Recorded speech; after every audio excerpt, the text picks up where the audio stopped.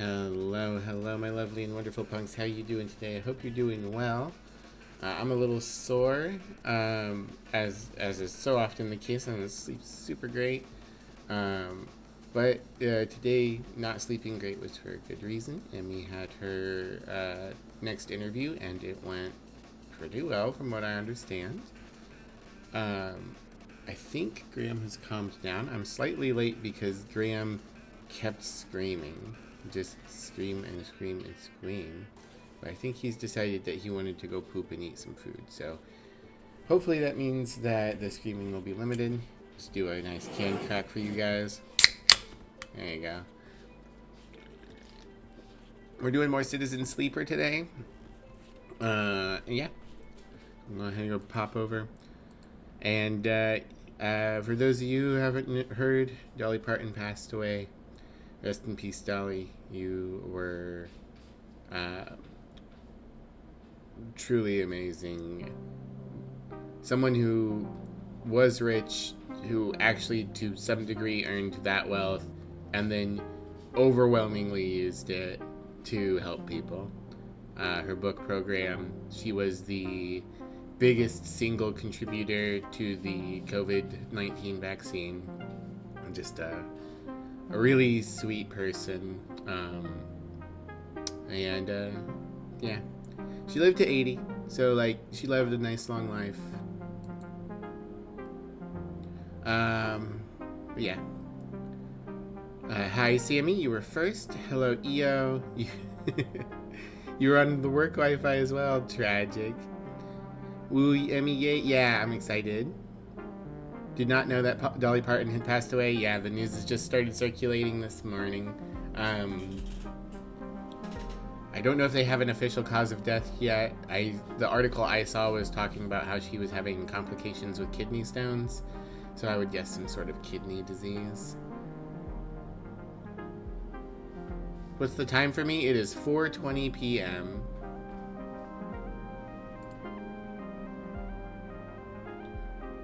But I saw that people had like posted it in my server in the bar earlier in the day when I woke up.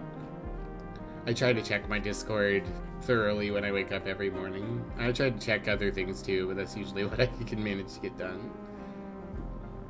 9:20 p.m. for you, still at work? Why are you still at work at 9 p.m.? This crazy. Alright, so we still need to raise the funds to get to the other side here. We've finished helping out Navigator, for the time being at least. We need to help out Fang by running deliveries, which the good news is that also makes us some money. Her health has been rough over the last year, so odds are that the cause was just that bundle of health issues when you get old. You don't have anyone to chat to this evening, plus you have stuff to do anyway. Might as well, I guess. Excuse me.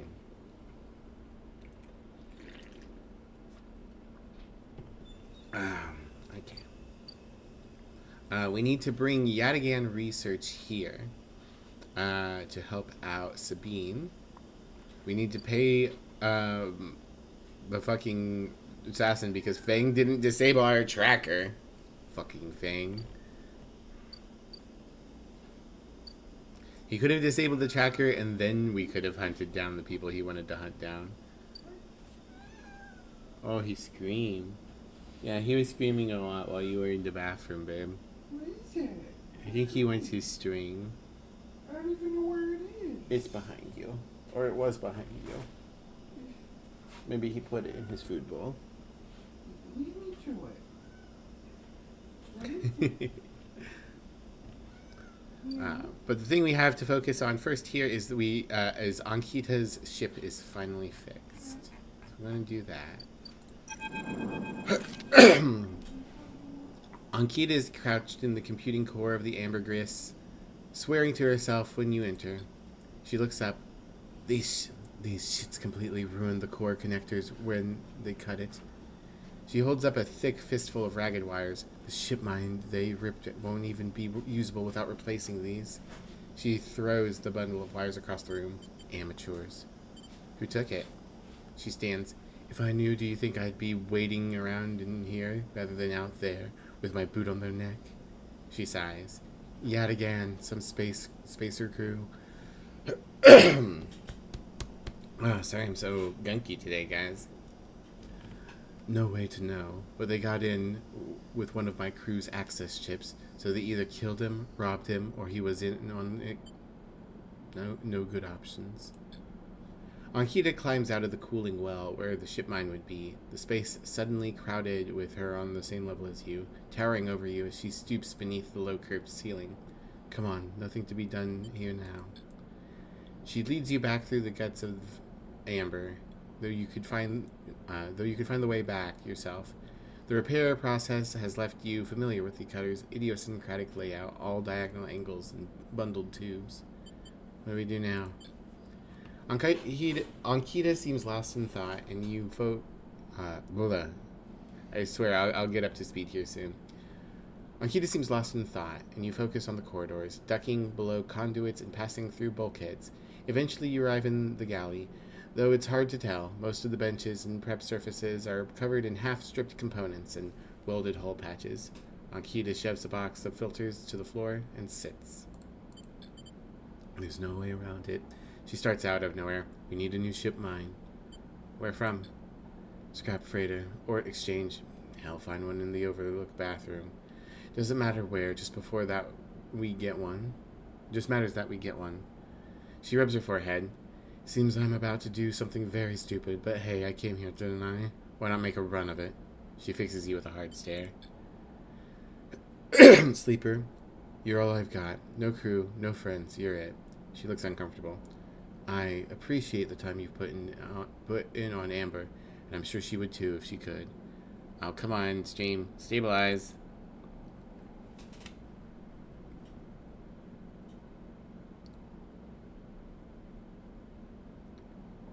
Okay, at least that was just a little blip of the internet being funky instead of OBS's shit right now. 10 jumping jacks and 10 squats, Mischief.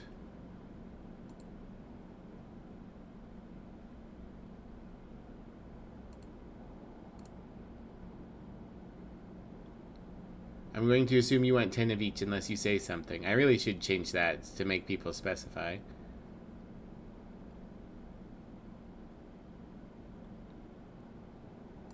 And a care package. Alright, I'll go ahead and do that real quick. I need to adjust those exercise routines anyways because I need to remove or vastly increase the cost of the ones that make me get down on the ground. And I can probably replace them with something else.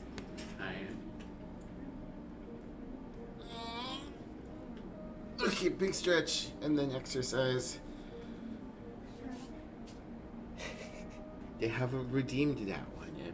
Don't give it to them for free. Fine. I can't hear. 1, 2, 3, 4, 5, 6, 7, 8, 9, 10. And then the squats. 1, 2, 3, 4, 5, 6, 7, 8, 9, 10. There's some schmutz on the floor here I need to sweep up at some point. Happy to redeem the rest. Just wanted to give me something easy. No, don't redeem anything else right now. I was just saying I needed to change them because they currently have some issues.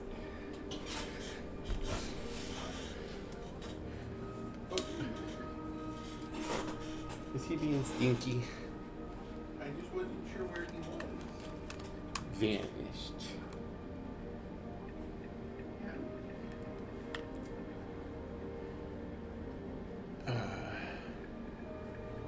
Okay.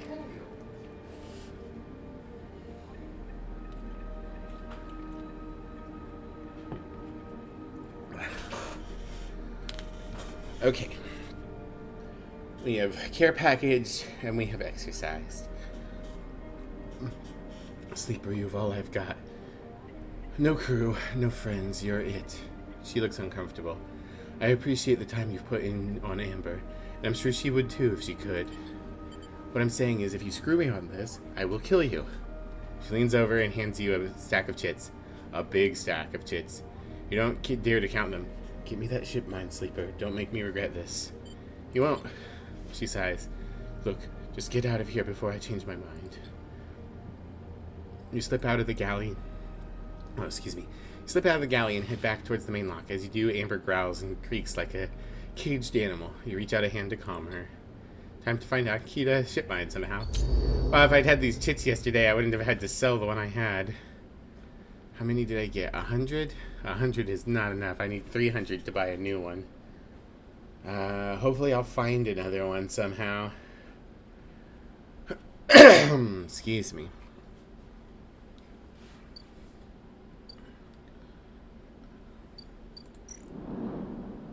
Yep, nothing else to do here except deliver a ship mine. I've got to pay this tab. Alright.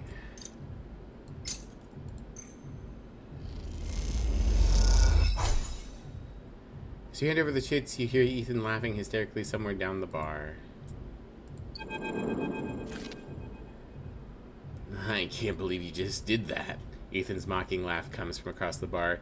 You look over and see him leaning across it in a pool of light, empty glasses and spilled drinks glinting around him. It's always dark in the compressor, but this cycle, the place is packed. A load of spacers mixing with locals. Usually they run. Ethan spins a glass on the bar. Or they go spend their savings on some local heavy I have to put down. They don't pay. Walk away. Ethan gets to his feet. The glass falls and smashes, but he doesn't seem to notice. You think that's it? One round of drinks and we're even? Sleeper. Come on. His hand comes to rest on the butt of his handgun, dangling from his chest holder. What's wrong with you? Ethan laughs hard, and the people around him turn to see what's happening. You think this is on me? I think someone in your position might have a better idea how this all works. I'm a freelancer, Sleeper, just like you. We both signed a contract with S&ARC, didn't we? The difference is that my word means something. He closes the gap, stumbling a little. What do you think? You could just run away from your contract, your debt? You could just steal that natty little body of yours and take it away for a joyride? Play human for a cycle or two? 1 second.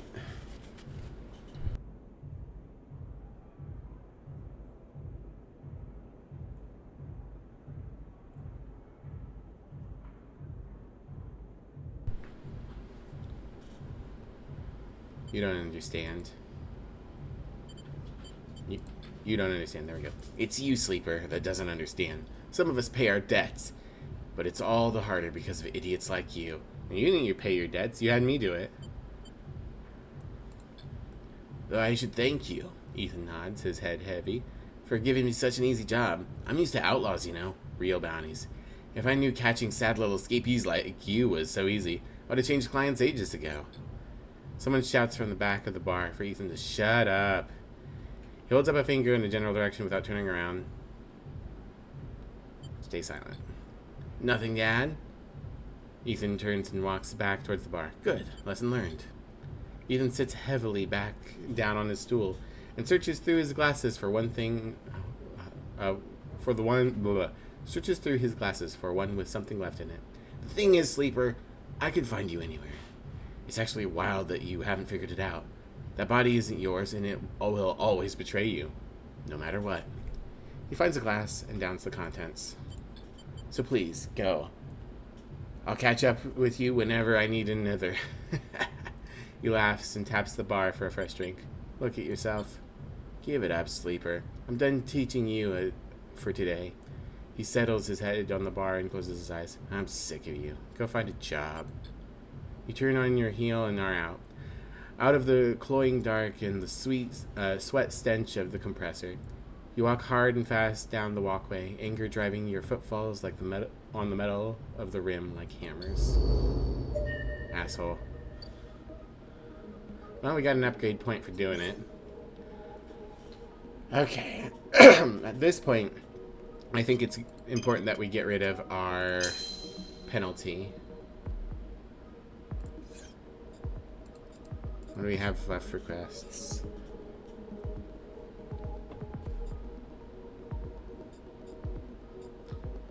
Yeah. Hacking the Yadigan and hacking Arden are our main things at the moment. We need 2 Yadigans. And I need quite a bit of data. Alright, let's see if I can find 2 Yadigans real quick.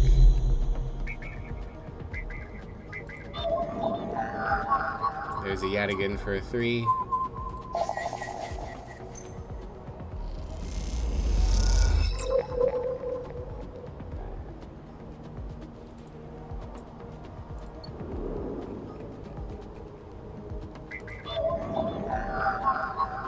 No.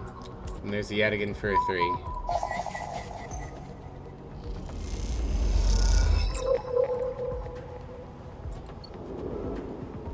Alright.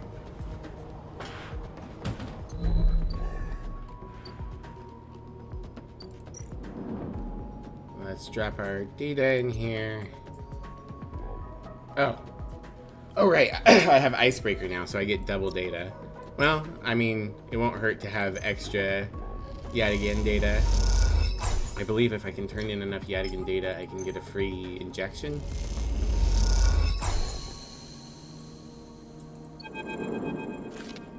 As you turn away from the terminal, the final cache of Yadigan data uploaded, the air crackles with white noise. Sleeper? Sabine's voice, weaker than before, comes through the haze. Sabine? A sigh of relief comes through the layers of noise. The call must have been coming in from somewhere on the station. This is nothing. This has to be. This has to be short. I don't know if Yadigan are monitoring me. The voice is hushed, distant. You try to focus on it. The data you've been seeing. I swear I can talk. The data you've been bringing in from Yadigan agents. There's something in it I don't understand. A shrill howl rattles through the signal. The data is all gleaned from their implants. Records of integration with their nervous systems, performance analysis, error rates, usage data. I installed many of these implants, and I didn't enable any of this functionality. Their voice dips under the level of noise, like a swimmer slipping beneath the water. You listen to the waves for a few seconds before Sabine reemerges. Has to be somehow baked into their wetwares interface. And that's not all. The systems compiling this data are connected to some kind of transmission protocol. It's being broadcast. Wait, why?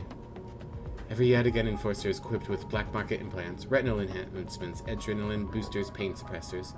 These implants are gathering data on themselves, on their enforcers' bodies, on their performance. Why? I can't tell. But I promise you these foot soldiers have no idea what's going on. The background tone twitches, dropping to a grainy rumble. If they knew, I don't imagine they would be happy with the situation. Yadigan could have a mutiny on their hands. You lean forward, toward the terminal, straining to listen to Sabine's faint voice. I need a few cycles to put this all together, but this might be the information I need to pressure Yannick into releasing my debt. Yannick? He's one of the heads of Yadigan. They pause. It's better you don't know him. Keep it that way. Suddenly a banging echoes through the call. Sabine's voice goes suddenly whispered, panicked. I have to go. Come back in 4 cycles. Then the sharp crack of a disconnect and silence fills the apartment. You step back from the terminal. What does Yadigan have to gain from monitoring its own members? You try to recall what you know about the gang, but you have little to go on. You think of Toshiro, Sabine's minder, his mirrored teardrop implants set below hard eyes. What data could they be gathering? And more importantly, where are they sending it? Hi, Thomas. Welcome in. You reflexively rub your forehead, trying to think. Can you really trust Sabine? How did they come to be Yadigan's doctor in the first place? You think of their kindness, their care, but also that glazed look of recognition that they gave when they first met you. That look stays in your mind as you slip back out of the apartment, glancing around as you close it up and drift into the corridors of the station, unable to shake the unpleasant sensation of being observed. Okay. 4 cycles on that. So for now, I guess we deliver some more. Womp. Yeah, getting some energy here would be nice.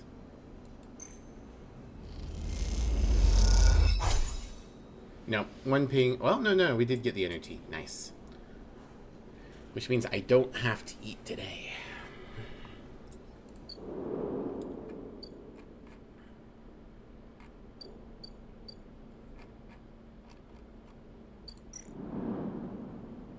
Yeah, unfortunately, 300 for a ship mind is a lot. So I'm just going to have to hope that another one makes itself known. But I think I did need to sell that one earlier, or I wouldn't have been able to afford everything today. Maybe I would have with the 100 she gave me, but I had no way of knowing.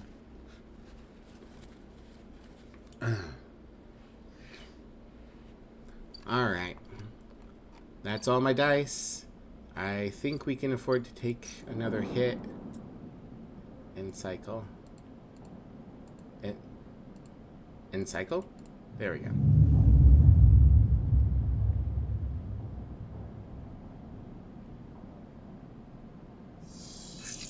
Yep. Okay. Interesting dice spread. Alright, we're going to pop our stabilizer. There we go. We need to eat today, too.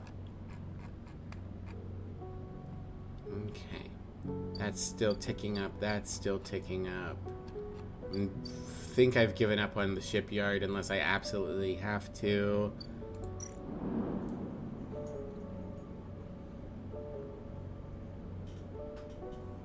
I should figure out eventually what these other food sources give me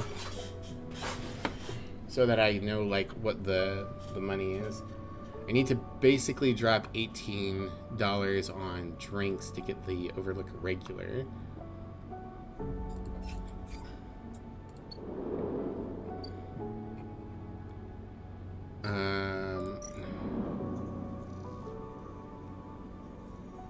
I can build myself a house, that's something else, but I think that's something that's going to probably wait until I feel like I'm pretty comfortable. Yeah.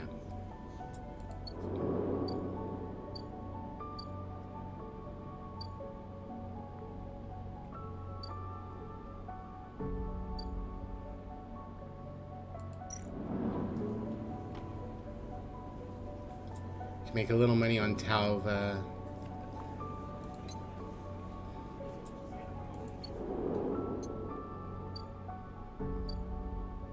I can get another injection if I can get some more Yadigan data.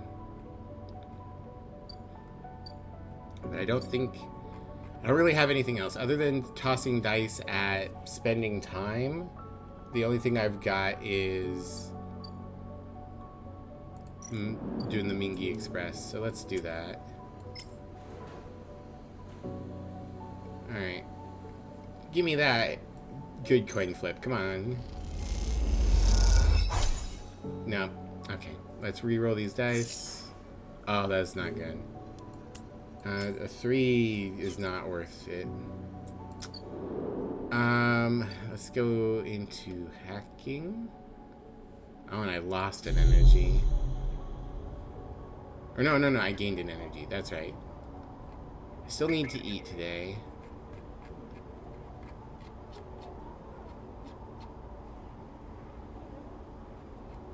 If I do 2 Yadigan agents, I can get that injection. Why not?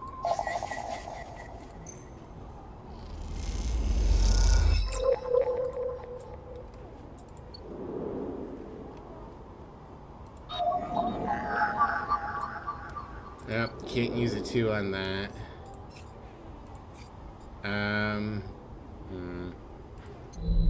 What can I use a 2 on? Geez, not much.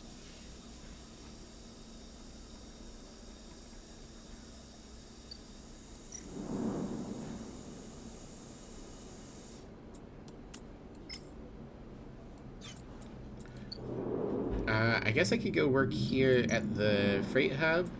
I get a +1 and it's a safe action. Let's try it.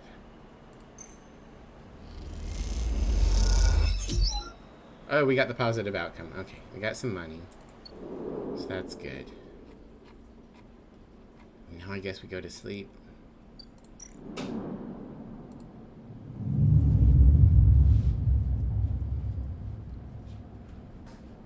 I guess I could have spent it on trying to repair the apartment, but that's a pretty good dice spread.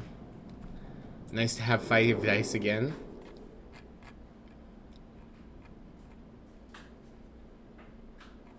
Okay, with 5 dice, I think...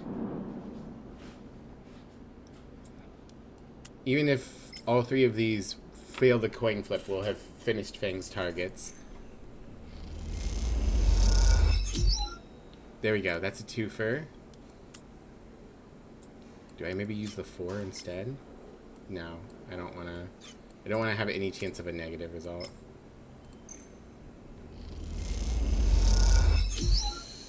Alright. Sleeper. You see Fang coming up the corridor as you step out of Mingy's. The kelp noodle smell still clinging to your clothes. He comes up fast and stops close, looking around suspiciously. I don't have long. Take these. Fang palms you a couple of those metal thumb drive-sized drives, ripper worms. My slate's been buzzing like crazy. Seems your delivery shifts have turned up our 2 targets. He squeezes your shoulder. I know you could do it. Now we nail those snakes. What do we do?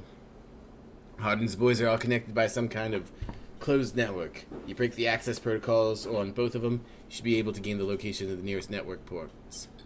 Slot the ripper worms in those ports, 1 each, and they'll feed me anything and everything stored on Hardin's shadow network. He smiles. Can't wait to see what the juicy plans they have in there. You hear the scuff of boots as a group comes around the corner, likely on their way to place an order with Mingy. You turn around for a second, and when you look back, Fang is already halfway down the corridor in the opposite direction. He raises a hand in farewell, and he's gone. You run your fingers over the tiny ripper worm drives in your pocket and smile to yourself as you wonder how mad Jenna will be at Fang for this little excursion. Time to slot some worms.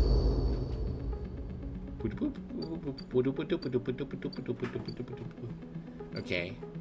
Well, hold on.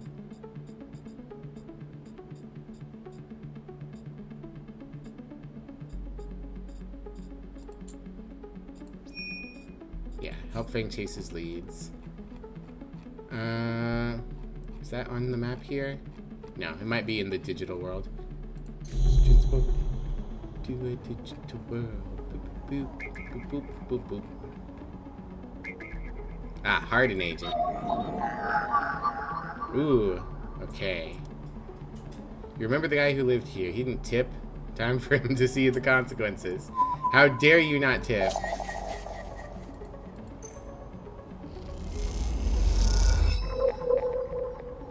Alright, Hardin agent port unlocked.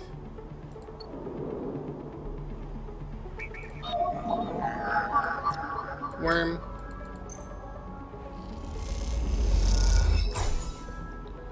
There we go. Alright, one more. Are you a Hardin? No, you're a Yadigan. There we go. A 6 or a 4. Oh, thank goodness we've got a 4.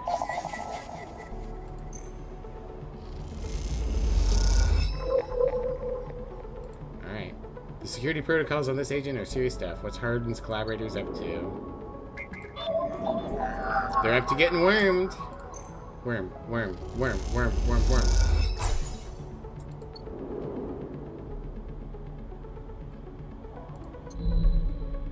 Alright, Fang, I did it.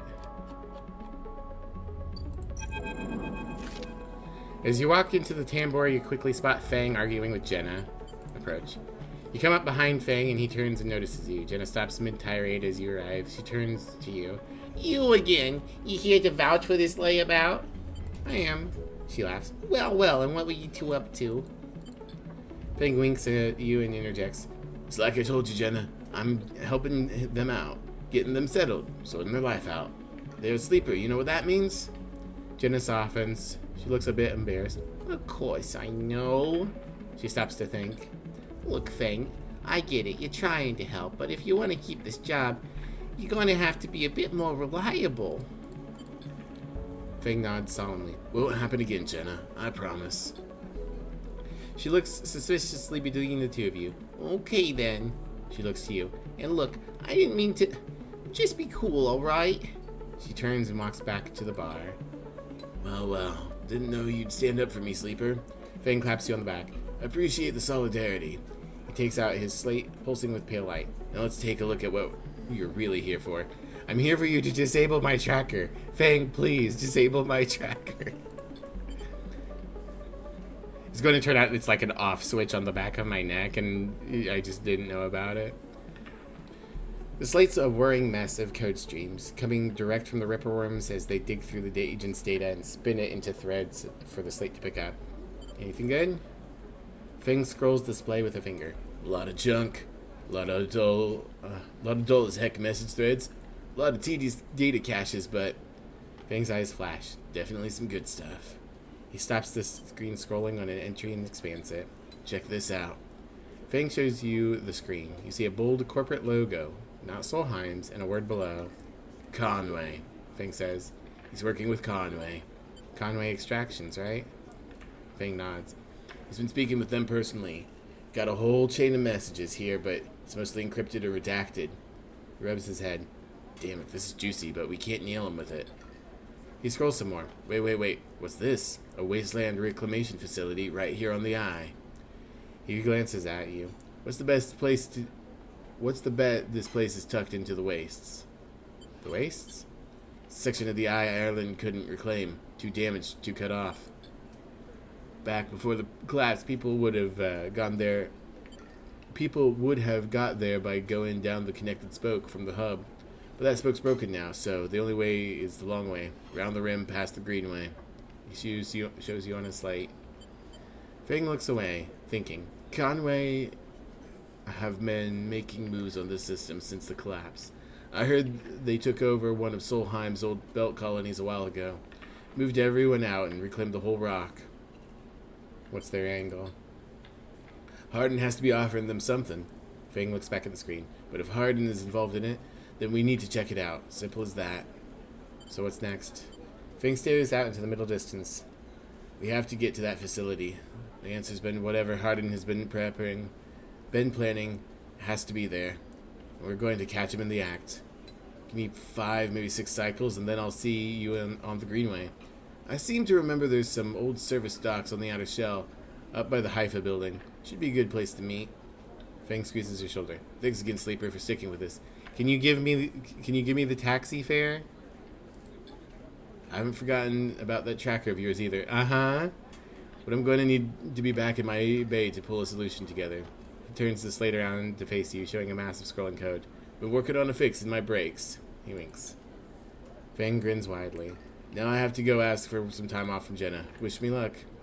He waves as he walks back to the bar, where Jenna is standing, a look of deep exhaustion in her eyes. How goes Citizen Sleeper? It's going. We're making progress. We just got another upgrade point. I'm trying to decide if I want to spend it on something or not.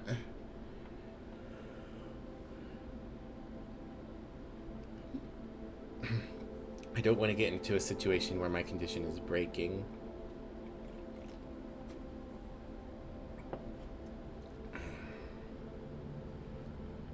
So, do I save up 3 points to be really good at hacking and or intuiting? Or do I get myself a little bit of a bonus for other stuff?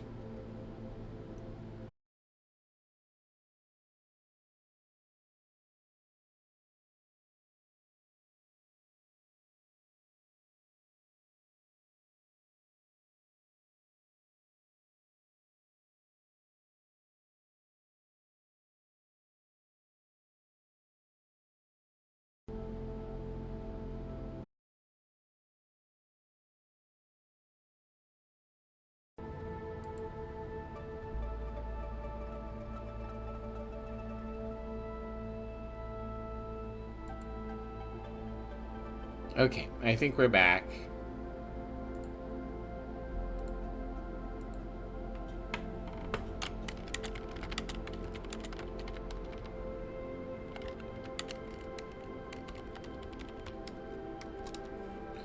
Blah! OBS, I really need to know why you've been like this.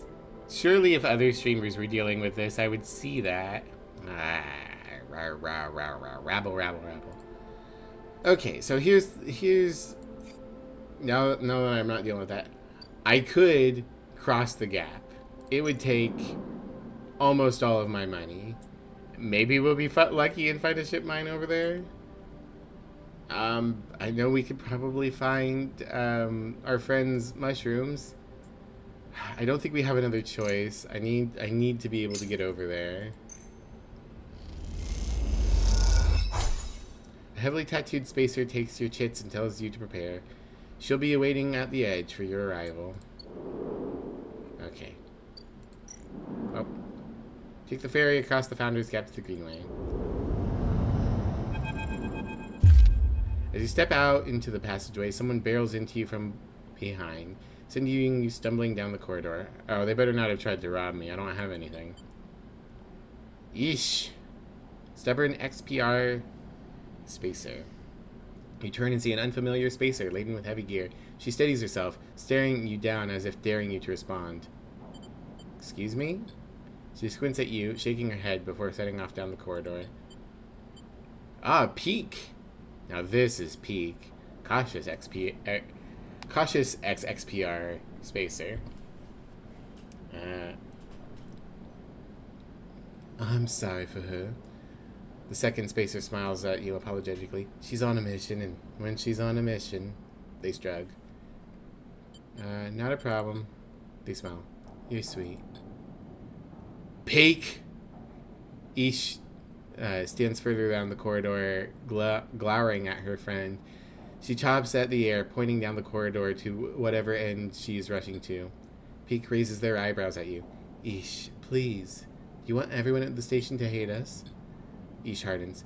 They want to hate us. They can hate us. She drops her hip. I'm not exactly seeing much love as it is. We're lucky we got through before they set up that damn cordon. Cordon? Peak gestures in your direction. See? They don't even know what you're talking about. This station isn't Hawthorne. Not everyone has to follow some corporate protocol. Ish sighs. I'm not saying they're part of the administration. She drinks her head in your direction. But I am saying we need to get some of these supplies to the Briar before someone starts asking questions. Can I help? Peak smiles shyly. See, Ish? Help. Isn't that exactly what we need right now? Peak. Ish rolls her eyes. I'm not sure if it's supposed to be Ish or Eshi or something else. Is it a real name? I should check. The European Society for the Study of Human Evolution. I don't like that. Name. Is of Swahili origin, meaning life or alive. Okay, cool. Name. Pronunciation.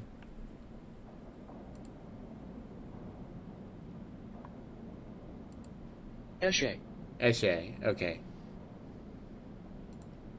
I'm going to hope that the first result in DuckDuckGo is correct. Peak ignores her. We are with the refugees, and the ones Haven Age have cordoned off from entering the station.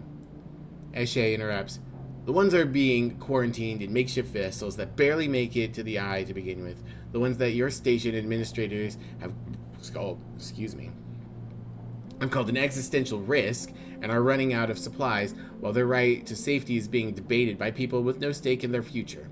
She quickly looks away, annoyed by her own outburst. Peak sighs. She's right. People are trapped out there, and they turn to Eshe. We understand that this is a big problem for the Eye. Hundreds of your refugees and more ships turning up each cycle. They hold up a hand to stop Eshe interrupting, but... Eshe turns away, her burning anger a palpable force in the close quarters of the corridor. They need supplies, and after everything they've been through, the quarantine isn't helping. Peak finishes. That's difficult. Peak forces a smile. Peak, please. Eshe gathers herself and the supplies. Eshe, we need help. Just like the refugees needed us, we need others too. They smile at her. Peak turns to you. Come find us. The climbing briar is docked at the broken spoke, past the greenway, in the wastes. We have a good view of the cordon, though we are keeping our distance for now. Come help us. They squeeze your hand. Eshe turns to leave, and Peak follows, waving goodbye.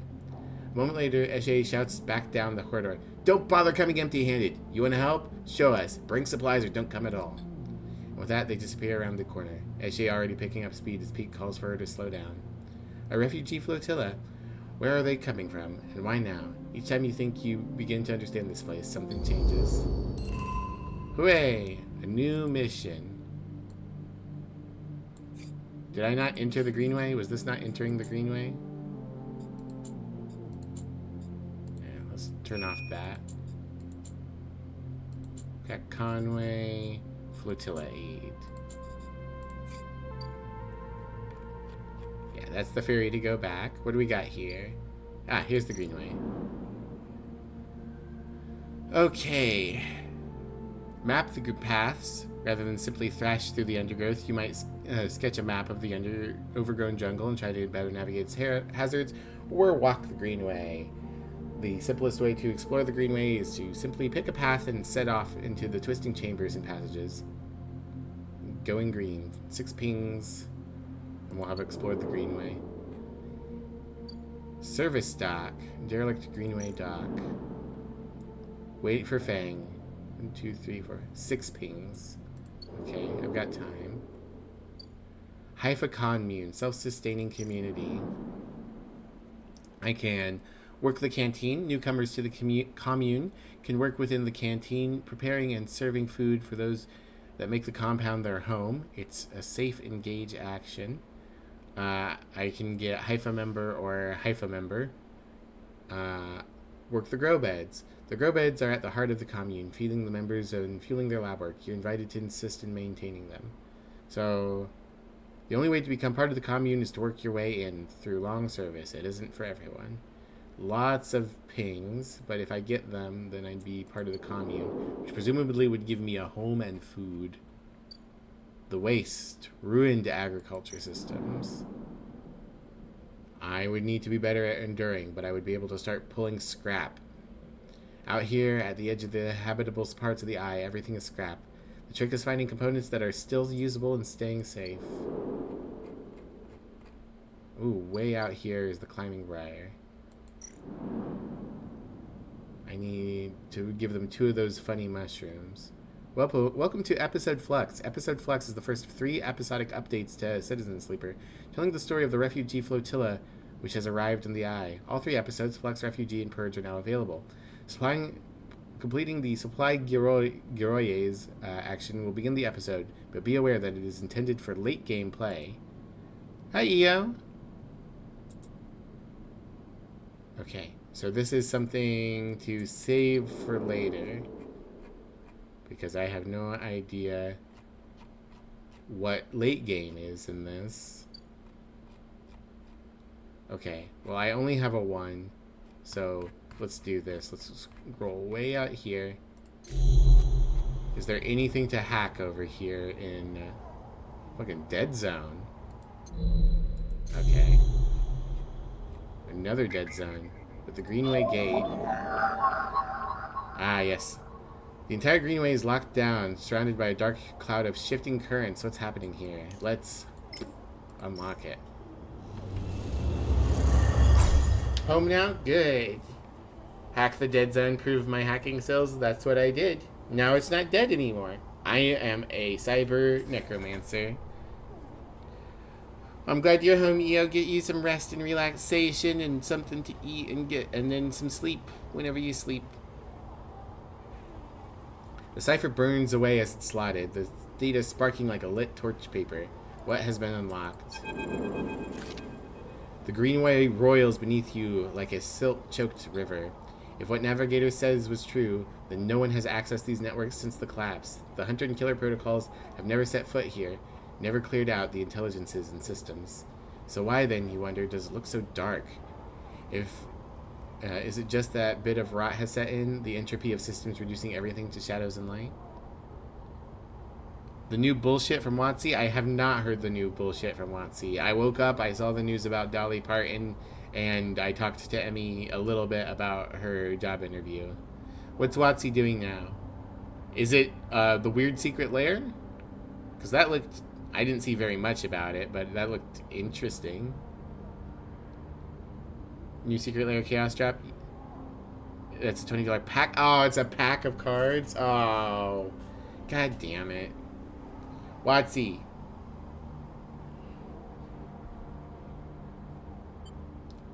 The whole point of Secret Lair is that you get specific cards. There's no way that this pack is going to be good enough to justify it. They want to charge exorbitant prices and keep their gambling mechanics. Fuck you, Watsy. So why then, you wonder, does it look so dark? Oh, no, I read this already. 7 cards in each pack. It has Chrome Mox. I mean, Chrome Mox is decent, but like... You watch as the slotted cipher fizzles in the...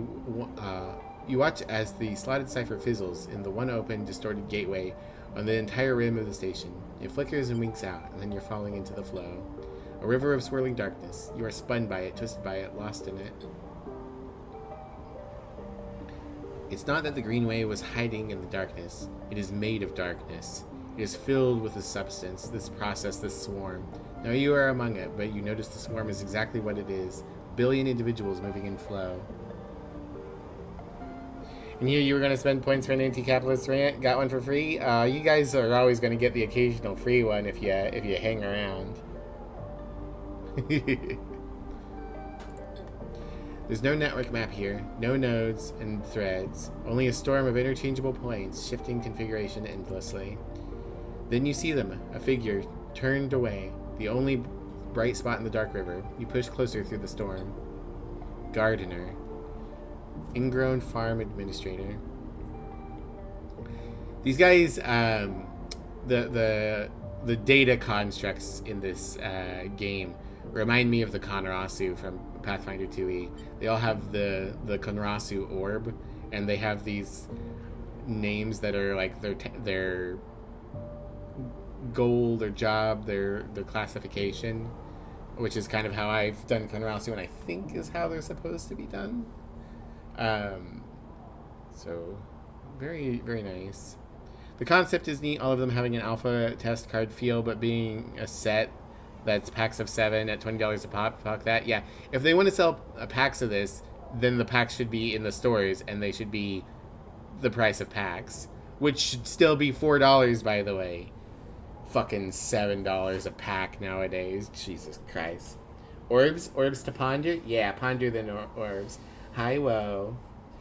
The Konrasu are my favorite Pathfinder 2e race. I fucking love them. I love whenever, like, whenever there's a fantasy system, they're going to have humans. They're probably going to have elves and dwarves. There's a handful of other, like, common, based in real-world myth, fantasy races to pull from here and there. Like, some systems have centaurs, some have playable goblins, blah, blah, blah, blah, blah, blah. But I love when when a fantasy setting creates a new and interesting race. The Aetherborn from Magic the Gathering, the Konrasu from Pathfinder 2e. I love that shit. If they're feeling extra spicy, they'll swap the orbs for cubes. That would be interesting. Hi, Drag. Thank you for shouting out Mischief. Then you see them, a figure turned away, the only bright spot in the dark river. You push closer through the storm. They are facing away. At least you think so. They are so fractured, so overgrown, that it is hard to tell. Even from this distance, you can see their flesh is moving, flowing. You watch, silent, as they stoop and reach down. In their hand is a dark shape, and with twisted fingers they press it down into the loam of data beneath them, pushing it through the trembling soil. Then they move away, go a little further, and repeat the process, as if they were sowing a field. You push forward, but somehow, despite their slow and deliberate speed, they move faster, and they quickly fade into the storm. You reach the point where they planted the object and look down. There it is, a glassy, shifting polygon with something inside. You reach down and pick it up. It is cold, but it thrums with energy. You look towards the path of a figure, but they are long gone. When you blink out of the cloud, back to the leaves and dappled light of the Greenway, you hold a seed in your hand. So I'm not going to be able to do any hacking here, because everything is this fuzzy bit, with the occasional flash from the gardener. But then things are fine over there. What did I actually get? Oh, no, gardener's seed. A seed. You need to find somewhere safe to plant this gift. Interesting. What am I going to do with this one? Probably not work in the commune. Definitely not explore the Greenway. Womp. I wonder if I'm going to have to click that every time. You have more reason to hate Jace? Oh, boy.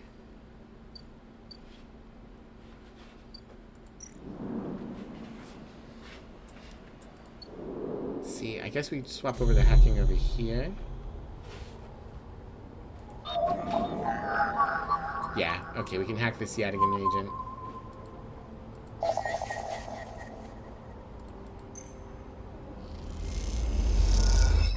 Maro's teasers for Reality Fracture included a card name. Uh-huh. Yoshimaru Scrappy Stray. Oh, no. Can't believe they did this to Yoshimaru. Alright, Caster's Table. 5 Yadigan data. Thank you for the stabilizer, sir. I've completed both of your things. Are you going to... No advancement? Okay. Is there somewhere over here to plant the data seed? Havenage agent, Havenage agent. Yadigan agent. Don't know why sometimes it won't show me what kind of thing it is.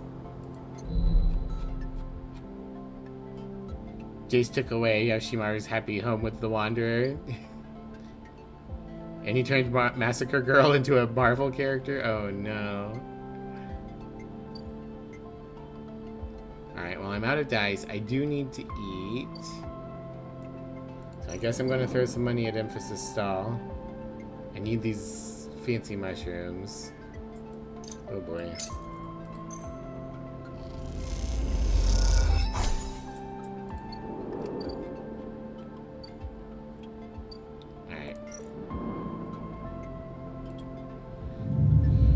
Well, we'll have 5 dice to do something with in the next phase. So that's good.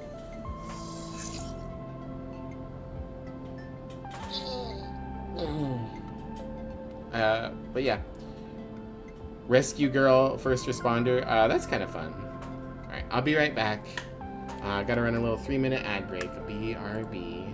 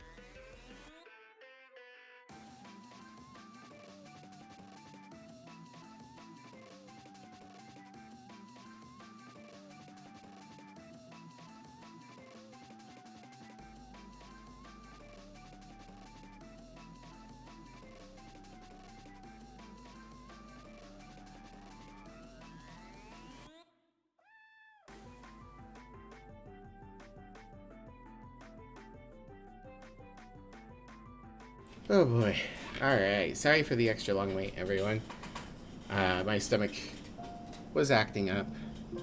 But we're back. We're still good. Stretch, you gotta say Big stretch. every time I do a Big stretch. You know that's the rules. Thank you, Al. Oh boy. Alright. Yeah. Everything is fine. Everything is okay. Okay, we've got a ship here. We can buy some scrap. We can offload some scrap. Yeah, I don't need scrap.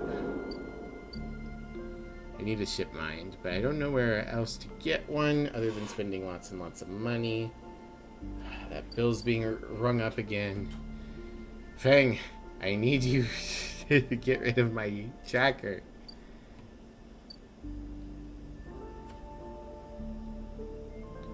My hope is that the guy can't fucking do his job if I'm, if he's drunk and I've not got a tracker.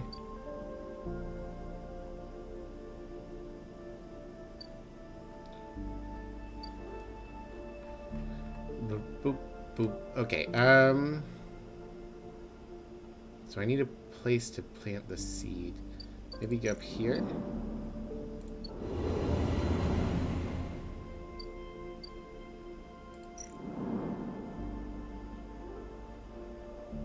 Yeah, I still need to access the hub that way too. Man, the amount of stuff I need to just like look around. Turn me hurt from eating all the mushrooms in the station. It's just spicy oil. Okay, let's. Yeah, no, that doesn't help.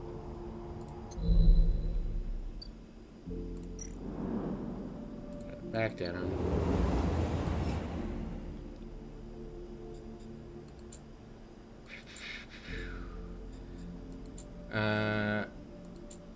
Okay.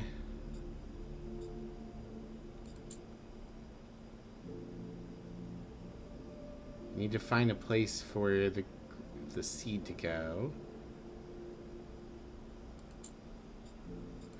Let's track this, see if something lights up.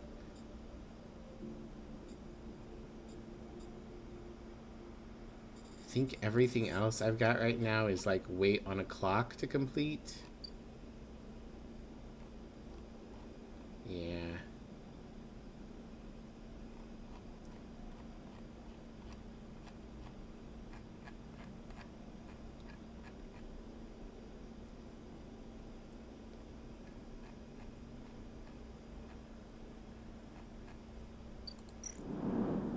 Alright, cross the greenway.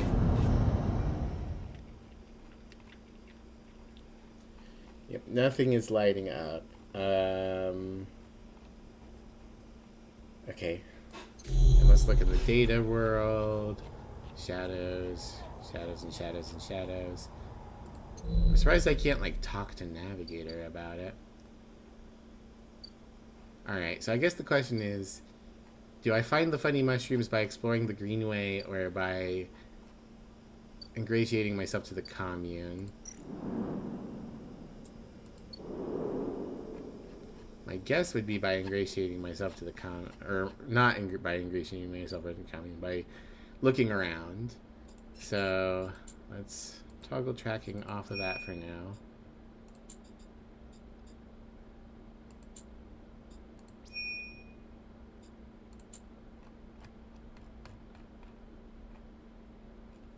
Well, I turned that on and nothing has the yellow ping. So, I don't know. I don't know where I'm supposed to go.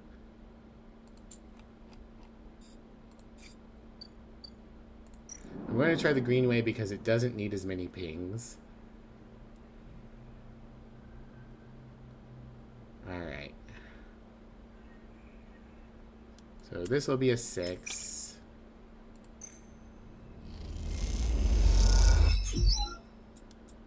Let's re-roll my dice. Ah, hell yeah. Okay.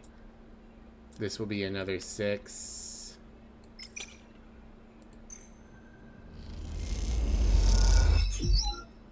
And And then this could be over here.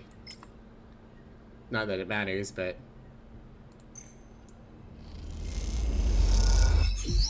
that gets me an energy. So I don't have to starve. Alright.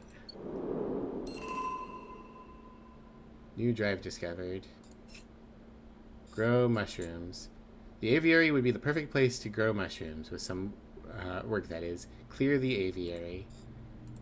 Alright, hello the hunter of the green path. Oh boy, okay. So we can steal the harvest. There's loads of food here. Why should these farmers keep it for themselves? If you can do it quickly, they might not even notice it's gone. 5 energy, but a chance of getting fucking shot. If you get caught stealing, there's no way you'll be able to work in the stacks. Simple as that. Work the stacks. Make a tiny little bit of money working the farms. Some farms stack from the old stations have survived, and farmers that work them are always looking for new workers. They pay by yield. Barter for food. Farming collective who control the stacks don't like to sell their food piecemeal, but for the right price, they'll let it go. Okay, not super useful to me. Mushroom groves, and the aviary. Okay, let's do the mushroom groves first. 2 grove spores and -1 energy to collect spores. While these grove mushrooms are dangerously inconsistent, spores provide a chance to gather or study these species in an untouched form.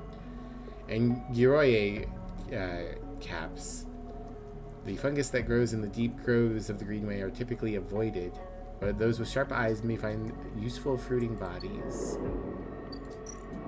And then in the aviary, clear overgrowth. Once a corporate garden for impressing guests with gene-tweaked birds, now this chamber is a mess of undergrowth. You can change that. Sunlit refugee. Or refuge, rather. Cut away the choking vines, stop the rot, and this place could be turned back into a garden of sorts. So possibly a place for me to grow a steady set of mushrooms.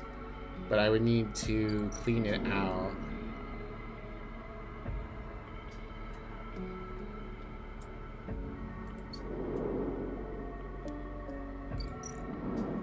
See, and this just bumps it up to a 4, which still has a chance of failure, right? Yeah, I don't want to risk failure. Yeah. Is the station big enough for them? For the mushrooms? I would imagine so.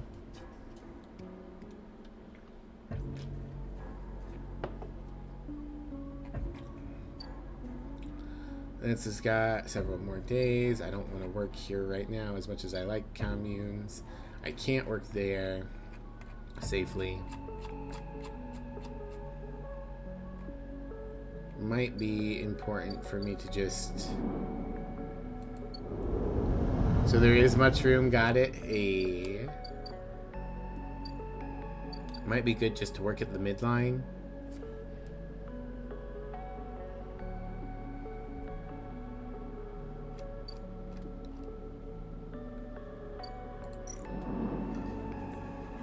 Could make a little more money at the Tavla room, but that is quite literally a gamble. Might be good to just... Oh, I don't have the Haven Age. I have a Yada gun. Oh. Oh, okay. It's just... I have this active. Turn that off now. Well, we'll definitely have interesting things tomorrow. Maybe I should... build an apartment. That seems pretty risky with 3s. Ugh. I think I might just need to work for money. Thought you saw that coming, but I guess you can still be a fun guy? Yeah. Alright, let's just make some money. Positive outcome, $16. Neutral outcome, $10. Okay. 26 bucks is okay.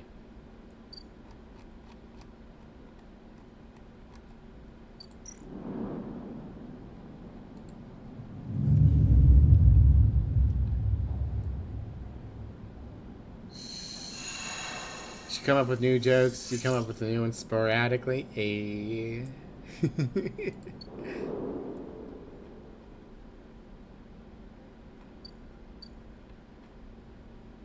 All right.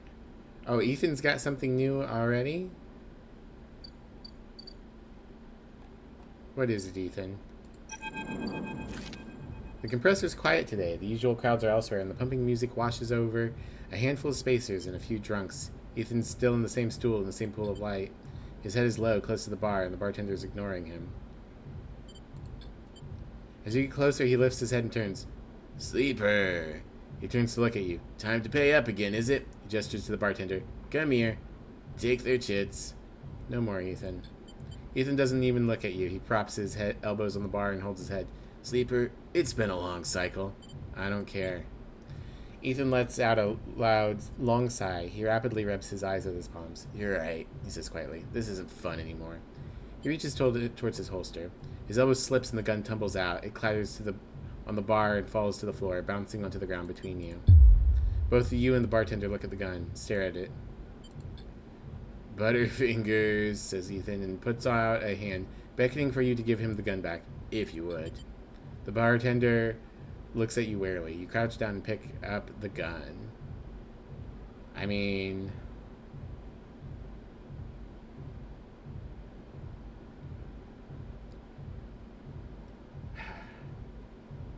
Okay. This is something where not knowing the setting rules is getting at me. Do guns have biometric scanners in this game? Because if they do, me pointing the gun at him is worthless.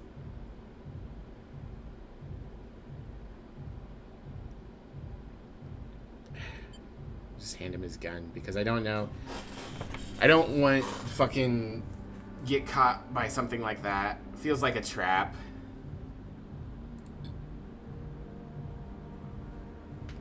You slap the handle of the gun back in Ethan's hand. Thank you, he hisses. Now, where was I? He lazily swings the gun past you and the bartender. Yeah, leaving. He stands. Sleeper, well, this has been fun. I think I've wrung every last drop out of this place. Time to go home. He waggles his gun towards the door. Let's go see S and ARP. I'm staying. Ethan brings his gun hand to his face and rubs his eye. Well, he says, that only pays half, but he levels the gun. Up to you. And he pulls the trigger. Oh, am I dead? The gun clicks. By now, all the attention in the bar is on you and Ethan, who looks at his gun with a bemused expression. The bartender raises an open hand, and in it are 10 shiny bullets. 10 shiny bullets he took out of Ethan's gun while he was asleep at the bar. Ethan smiles at him. Oh, well, he says, and hits you in the head with the butt of his... That made my audio cut out. You stagger back and drop to a knee. Somewhere nearby, the gun clatters onto a surface. The hit's a glancing blow, but it makes your vision swim. Through the blur, you see Ethan wrestle a small, thin slate from his belt and hold it up. Enough of this. I'm logging the job and calling it in. Ethan taps at the slate. No more playing. Your head aches. Ethan taps through a few screens impatiently. He swears and taps again. He starts shouting, a dull echo in your ringing ears. He starts screaming at the slate and throws it across the bar. He crouches down and grabs you by the chin. His face close, his breath heavy with drink. S&R just screwed me. He grins maniacally. They canceled the contract. He stands up. They canceled the contract. He shouts at the ceiling of the compressor. Mama Miv. Mama makes you live. When the skunk gets on Twitch, the times will be rich. She's Mama Miv. Hi, Sugar. How you guys doing? Everyone, make sure you go and check out Sugar Star. Drag, if you could shout Sugar Star out, that'd be great. Sugar's former skunk and now a cute sheepy and a fantastic streamer that you should all make sure you go and check out. How you doing today, Sugar? Hi. You stand up, struggling to your feet, the sting of the hit fading. Ethan's rubbing his temples, his face pale. You hear a clicking sound, like coins being counted, like bullets being loaded into a magazine. When you shake off the last of the blur, the bartender has Ethan's pistol trained on Ethan's head. Ethan stumbles back towards the middle of the room, all eyes trained on him. I'll kill all of you, he screams. He stumbles into a wall, spinning away towards the door. I'll be back for that, he shouts at the bartender and lunges out the compressor. You good? Glad to hear it. I'm doing okay. My tummy's a little upset, but other than that, Emmy's interview went well, which is always a nice release of stress. She's got one more, and then we have to wait for an answer. And oh my god, I would really appreciate if that would happen early enough in September that we don't need to worry about October's rent. We'll figure it out.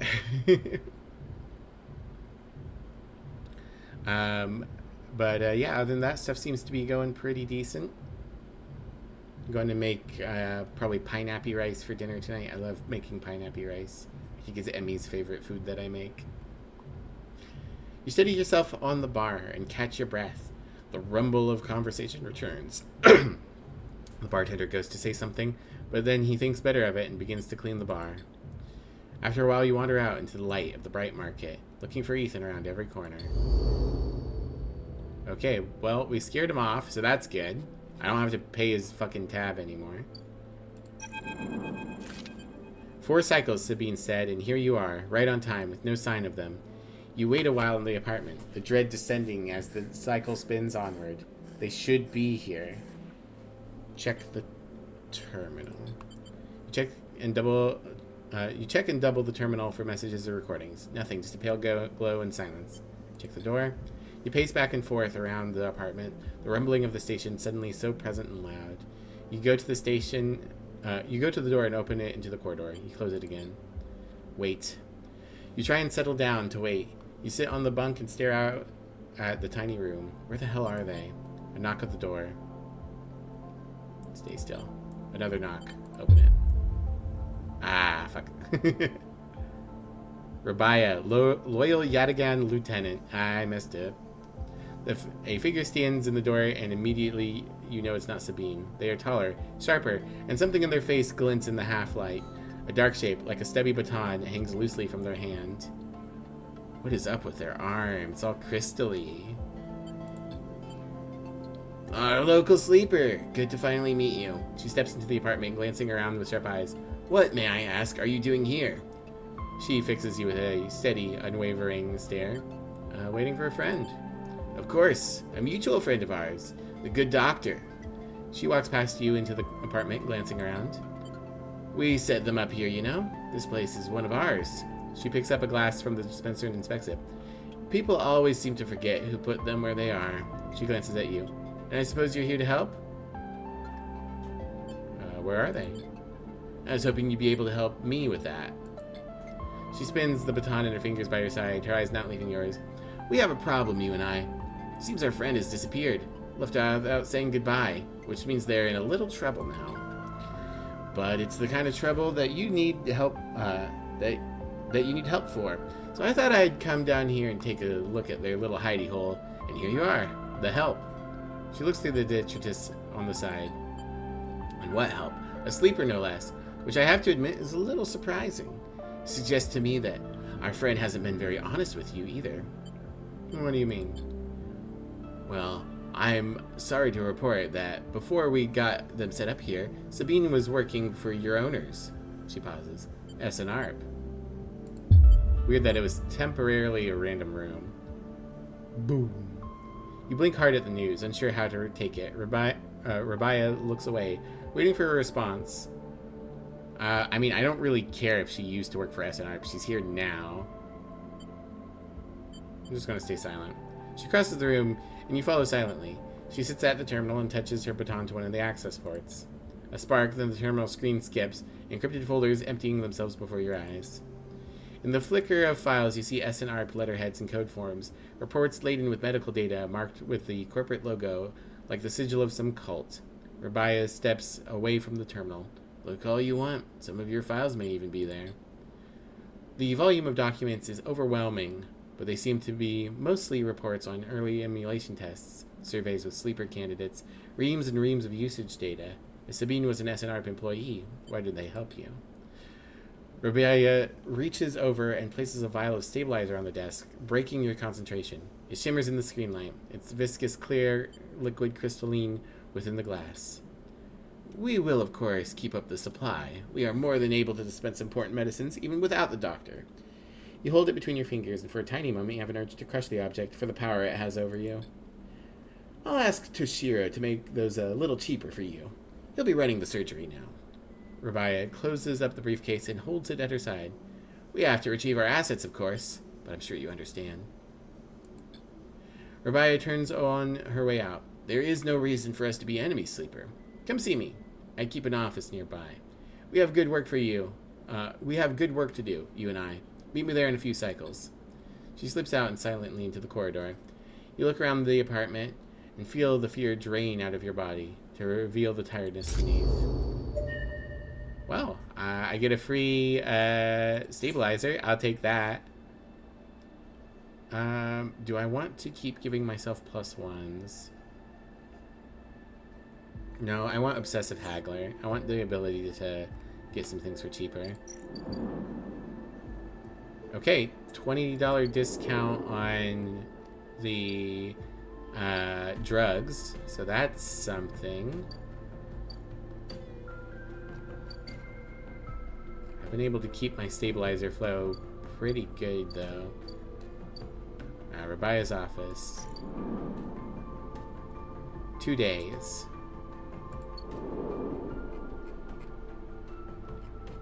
Okay, well, interesting.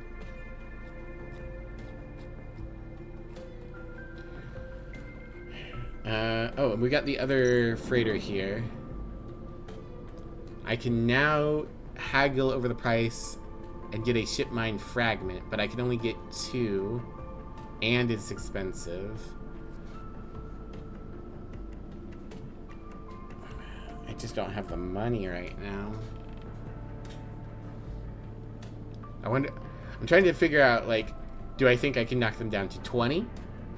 Or is it going to be 30? Or is it going to be 40?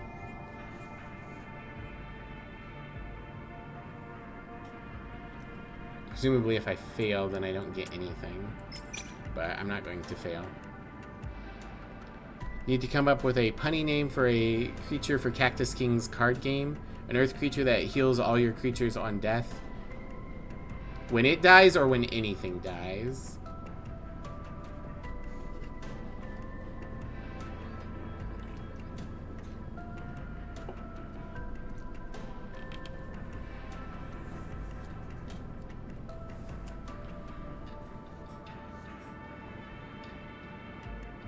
When this creature dies, heal all your other creatures to full.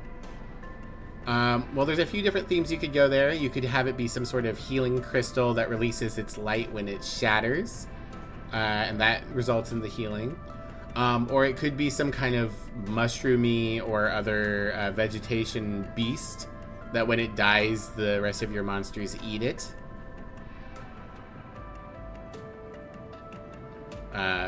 Something like a truffle pig could be fun. I'm sure you could make some puns off of that. Or if Earth-style elementals are mostly plants themselves, it could be some sort of fertilizer. Alright. Well, I hope that helps you get some ideas going.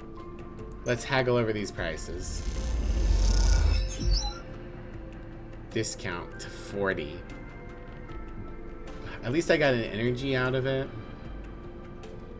That's all my money for 1 fragment. I would need 120. Man, I wish I had that other upgrade.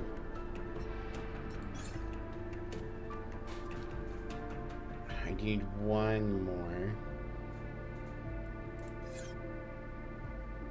I could go work. I could get enough money if I put all my dice into working today.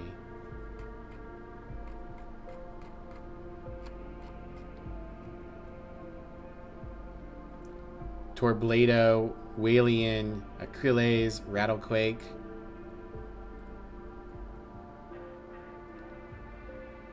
Yeah, so we're leaning on like a portmanteau style. Sending gay energy. Well, thank you for the gay energy, Knackered Ocelot. 6-7. That's the funny weed number. Yay! 6-7, 6-7, 6-7, 6-7. Well, thank you for the bits, Ocelot. How you doing? Thank you for the gay energy and the 6-7s.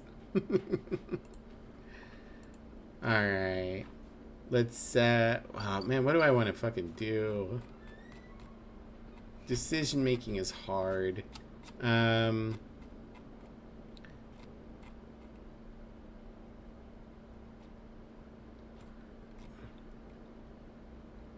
Because the alternative, I think I just need to get the money. I forget, is there a job that's engage based? I think the Mingy Express. Oh, I can't do deliveries anymore. Well, never mind.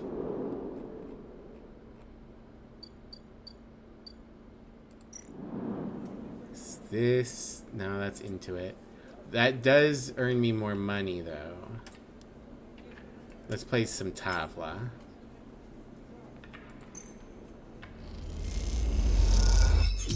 Fertilizer might work. Yeah, that could work.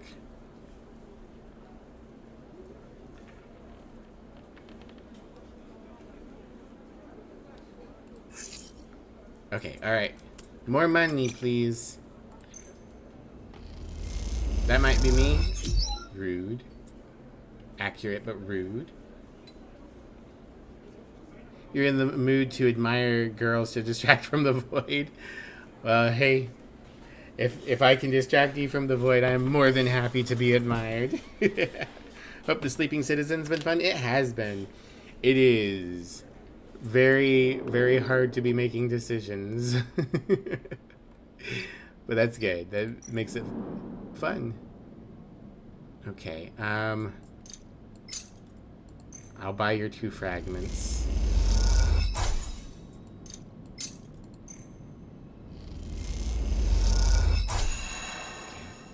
And you're out.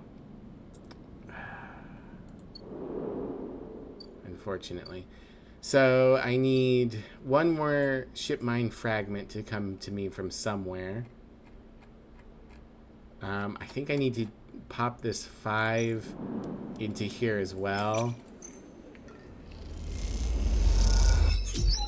At least gambling is profitable. I probably should use this too for hacking.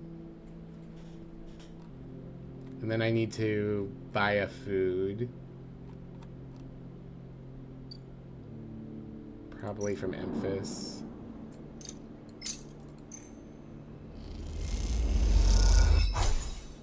Mischief's in here.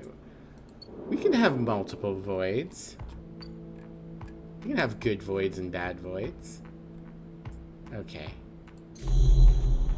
Hacker man. We got...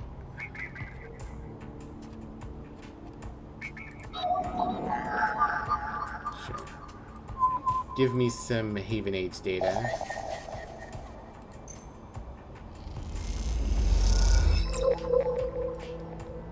Oop. Alright. And with that, let's see what turning in a Haven Age data here does for me.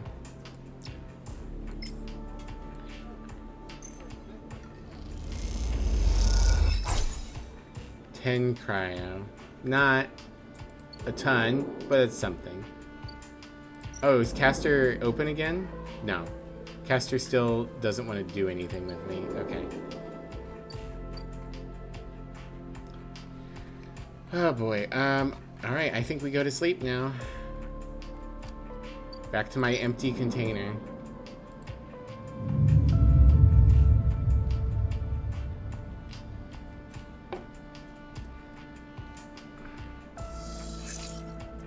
Okay.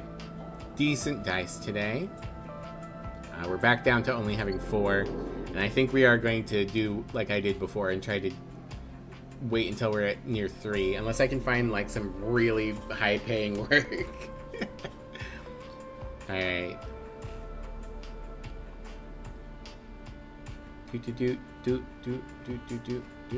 None of my timers are going up. Do you have more? No. I'm just gonna have to wait. I mean, I can buy scrap from here, and hope that I die roll for it, but I don't think that's a good plan. Beep boop bop, beep beep boop bop. Okay, don't want to do any of that stuff. I can work on the derelict unit, but I don't super feel like it. Rabia's office is tomorrow. Don't want anything here. All right, let's go. Let's go back to the Greenway. Aww, that emote's cute. Okay. Still nothing there. Man, there are so many things that I don't want to do. I guess we'll work on mushrooms.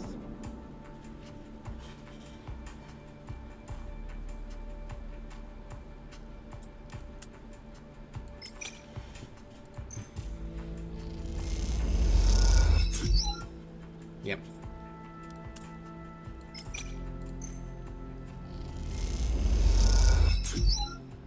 Alright, and I think being risky with a 5 here is a good plan.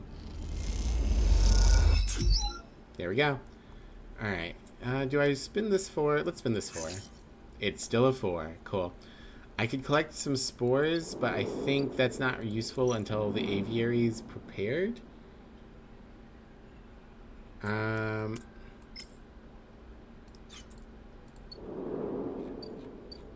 And 4s are annoying because they're a relatively high roll, but they're still bad on their own. Okay, let's take these mushrooms to Emphas. Hey Emphas, I brought you your funny mushrooms. Do you love me and want to give me free food now? No reverse? But I'm not an emote. I should get an Uno reverse emote at some point. I need a Mivlia taking notes emote too. I need a lot of things, but I don't have the money for art at the moment. Alright, boop. Here you go. I brought you mushrooms, buddy. Yeah, I think we exit. And then enter. Girl prep. Emphasis working on gathering the ingredients and preparing the mushrooms. He doesn't like to rush these things. Oh, he's going to be gone for 3 days. Well, good thing there's other sources of food. Okay. What do I do with my 4?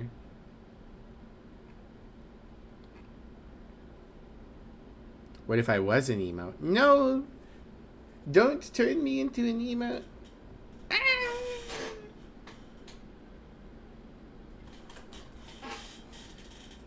I can't believe you've done this. Small skunk. No, I'm not small. You just turned me into an emote. I'm big. Boy. What do I want to do? Interesting that this still has a timer. Ethan's vendetta. Oh, he's going to be back. Fang, I need you to disable my tracker.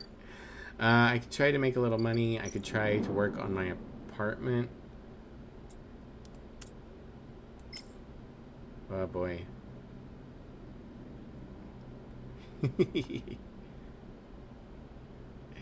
Ah, he's so cute. Alright, let's roll. Fuck it. Let's roll the dice. Neutral outcome. 1 ping. Okay. Need 1, 2, 3, 4, 5, 6, 7 more pings to finish the apartment. Alright, well. Sleepy time. eepy time. Yeah. J'accuse. You cute. Oh, well, at least we got good dice. There we go. I am starving, but we'll deal. Relic bar.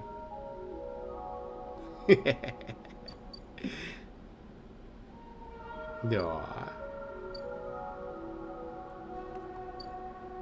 Do I still have that email uploaded? Yeah, I do. Yeah, hit you with the boom, boom, boom. Cute. Oh. Alright, so that's on a timer. Explodes. Oh no. Okay, I can talk to Rabaya today.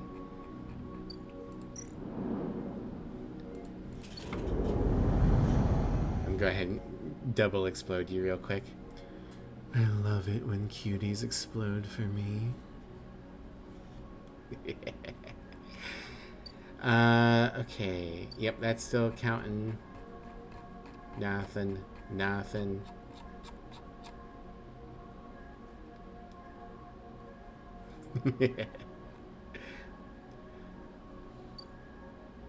Okay, yeah, let's see what the fucking gangsters want. Good way to save 1,000 peppers. You gotta give out the free samples, Jag.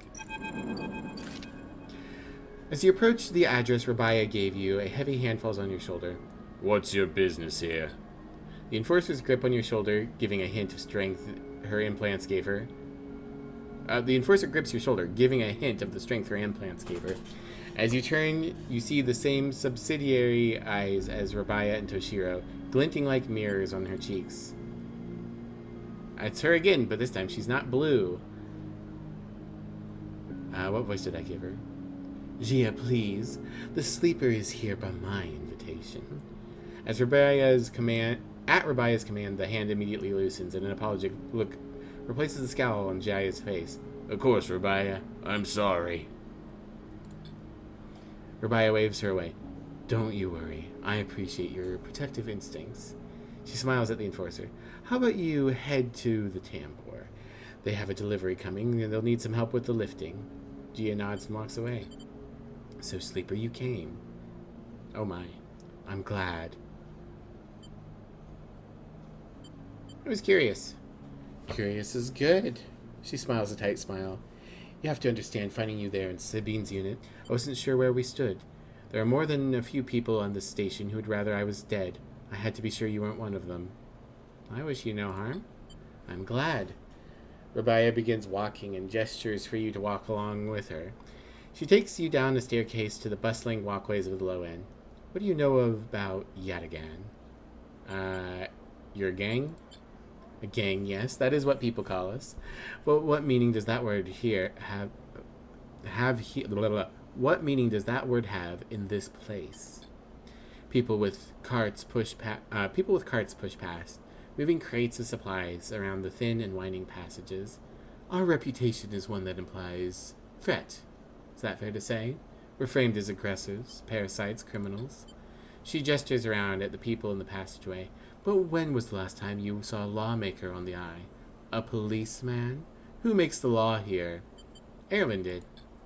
Indeed, but you understand the history then. That is good. But Erlen is long dead, Sleeper, and his rules were little more than an optimist's manifesto. The eye has changed so much since then.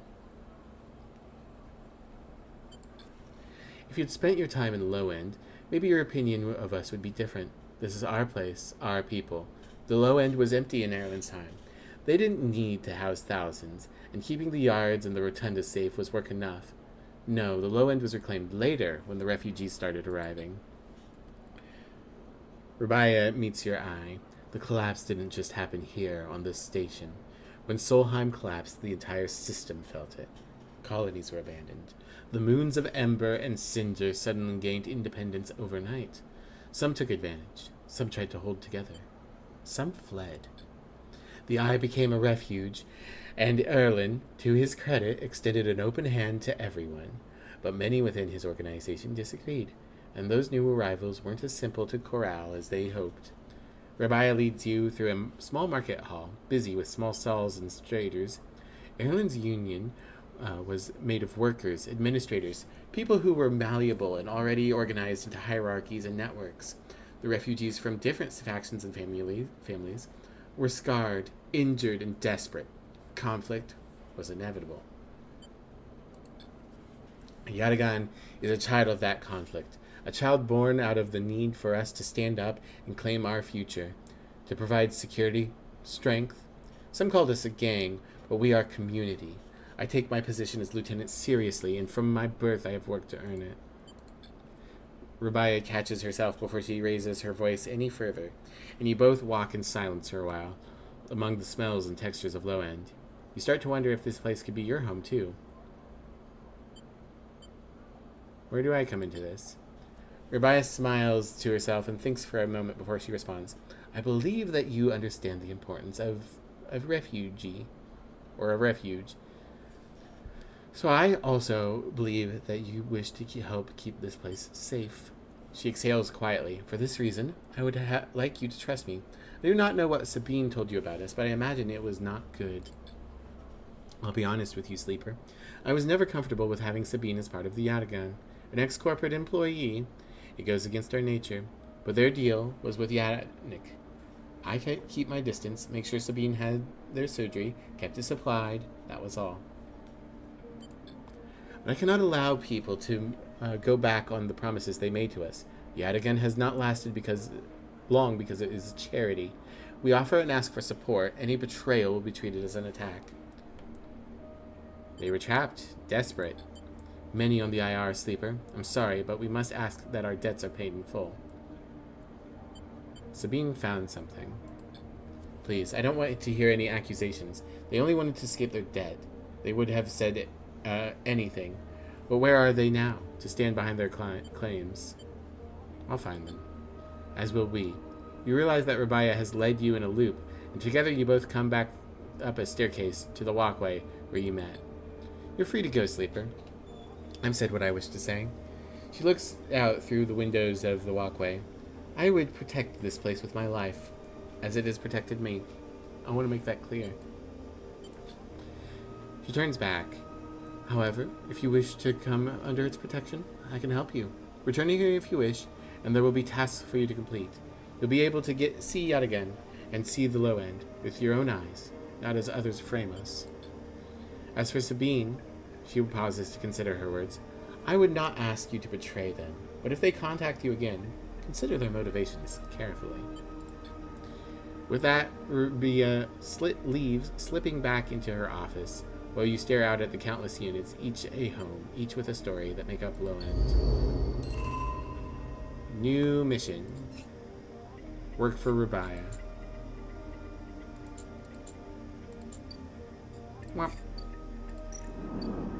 What kind of work do we got? Patrol the ward. Yatagan perform many roles, from protection to logistics and everything in between. You never know what you may have to face on patrol.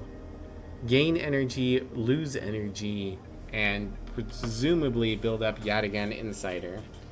However you feel about the Yatagan, it seems working for Rubaia is your best chance to get insight into the organization. Or collect tithes. Yatagan operates on an in-kind basis, you are told, and tithes of goods or services must be collected in exchange for protection and administration. So I could do that. I would get energy that way, so I wouldn't need to eat. And I would get some scraps, which might be useful, but also might not do anything. I'm trying to decide if I should continue working on building myself a house.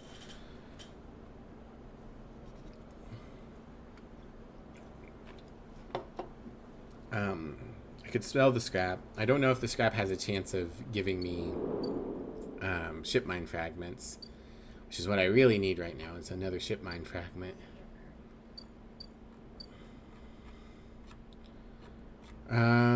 Everything else right now is ingratiating myself to a faction to unlock more map. So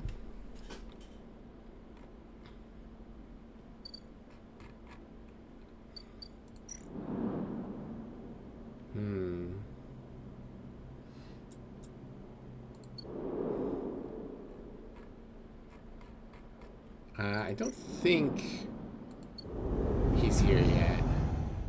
Womp, womp, womp. No, 2 more days until that's ready.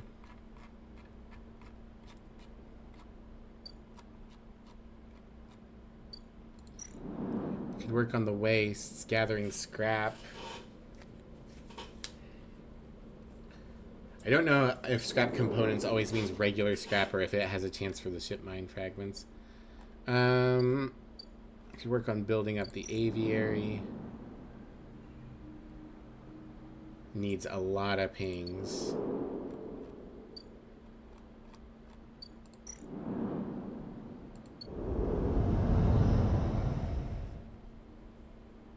Want to set up a sapphic transfem lower end that every refugee is part of every refugee is part of the polycule.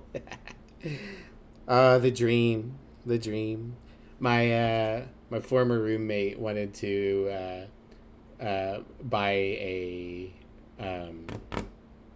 like an apartment building and just like bring in as many trans femmes as cared to join. And just like use her knowledge of contracting work to like keep the apartment built up. We can always use more trans femme polycule communes. Build the commune.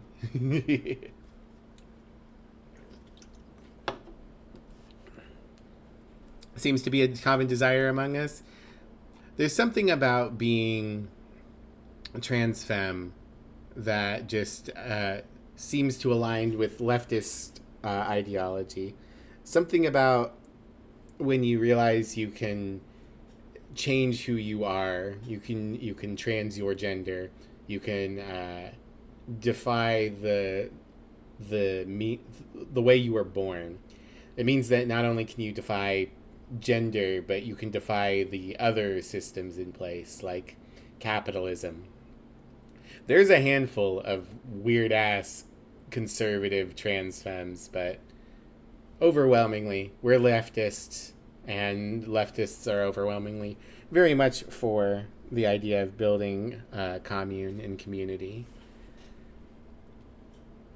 And it's cool as hell. Anything that goes against the grain of society is more likely to be leftist. It's true. It's also why trans people tend to be queer, because, you know, if you can trans your gender, then, like, you're much more likely to be open to being indifferent to or being myriad in your tastes and sexuality. Not always, of course. There are tons of just very sapphic lesbian trans femmes, but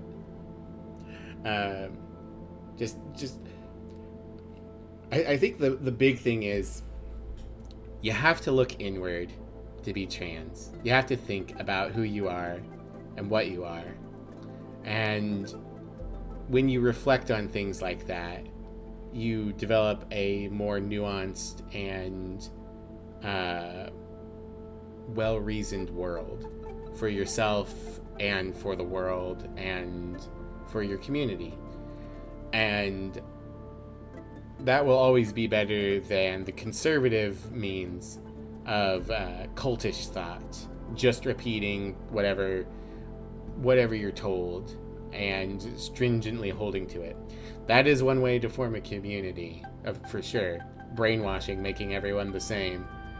But it is so much better to have that rich inner world reflected out on an outer world. And that's why I encourage everyone to question their gender, because even if you decide that you are cis, questioning yourself is how you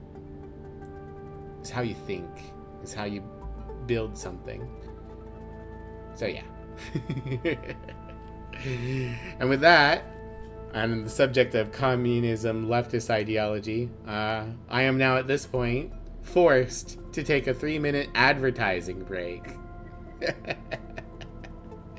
So, I'm going to go ahead and run that here in a second. I'm going to pop my socials real quick. As always, you guys can join the Discord or follow me on Blue Sky if you like. I would recommend using the 3-minute ad break to get up and use the bathroom, grab a snack, stretch. Don't watch the ads. See you guys in a few.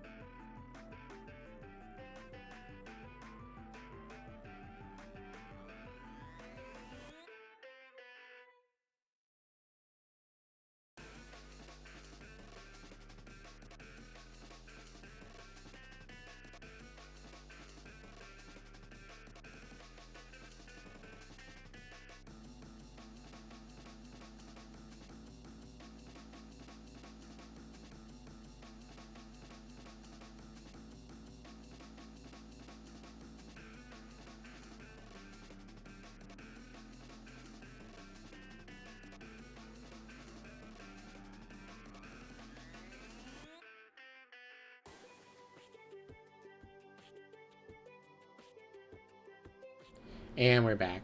Sorry, I was checking Discord and I thought I was ahead of the ad. I took too long. Sorry.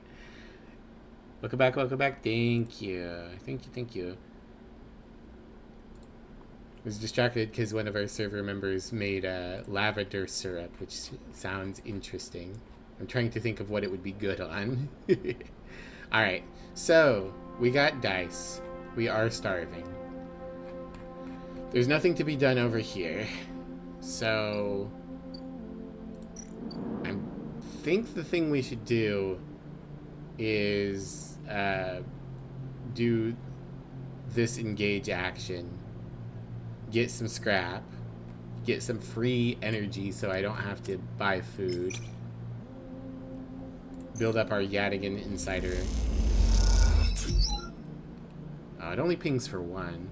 I wonder how much patrolling pings for. Well, let's use both of our 5s here. Okay. I get 2 scrap.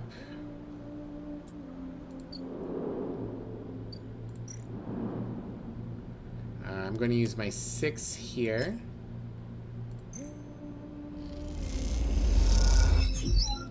2 pings on the unit, and let's re-roll. Ooh, re-rolled that 3 into a 2. Okay, let's go hacking. Got some Haven Age units. Got a Yadigan agent.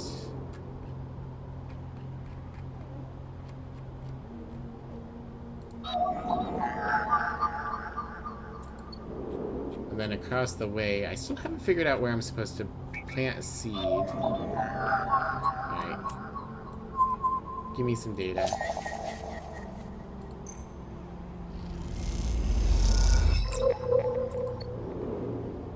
In a pinch, I can chuck those for $30. Which is something. Alright. Back to sleep. Hunk shoe, hunk shoe.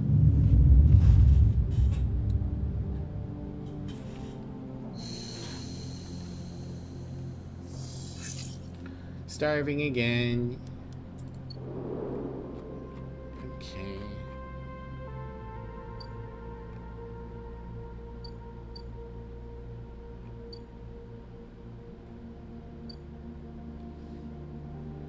I am worried about this clock. I guess I could do some more work for Rabaya.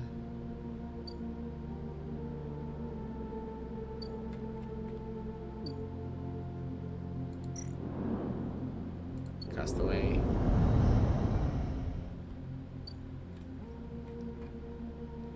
Yeah, this needs one more ping. What kind of action is this? Is this engage? No, it's endure. The one thing I'm bad at. Yeah, I could work it for the commune.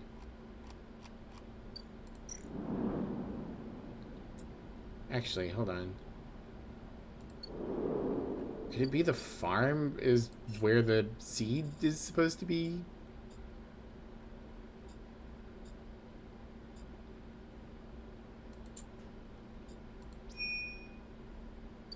No.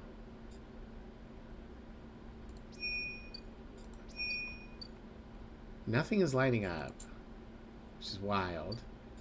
I would think that they would at least be like, this is where you need to do some work. It must be somewhere else in the rain. Okay. Well, I guess what I'm going to do today is going to be a pretty simple and fast day. I want to pop this in here. I don't have to eat. Oh, I didn't get the energy. Rude. This gives some energy. So let's do this. Patrol the ward.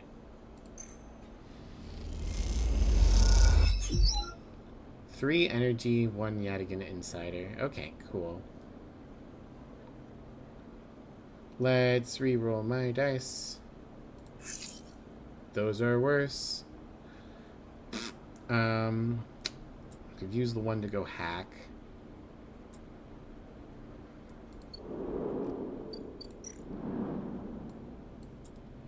Man, building a house is the worst for me.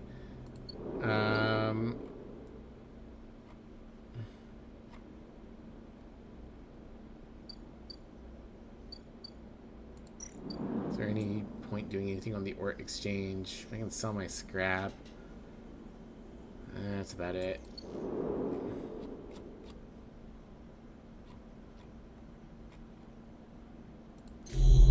Grab some more data.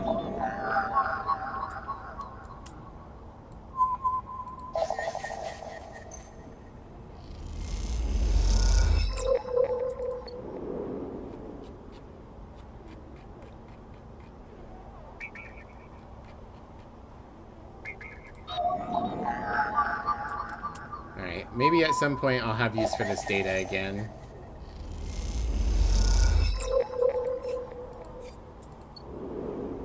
Okay. Well, that was a short day. Back to sleep. And cycle.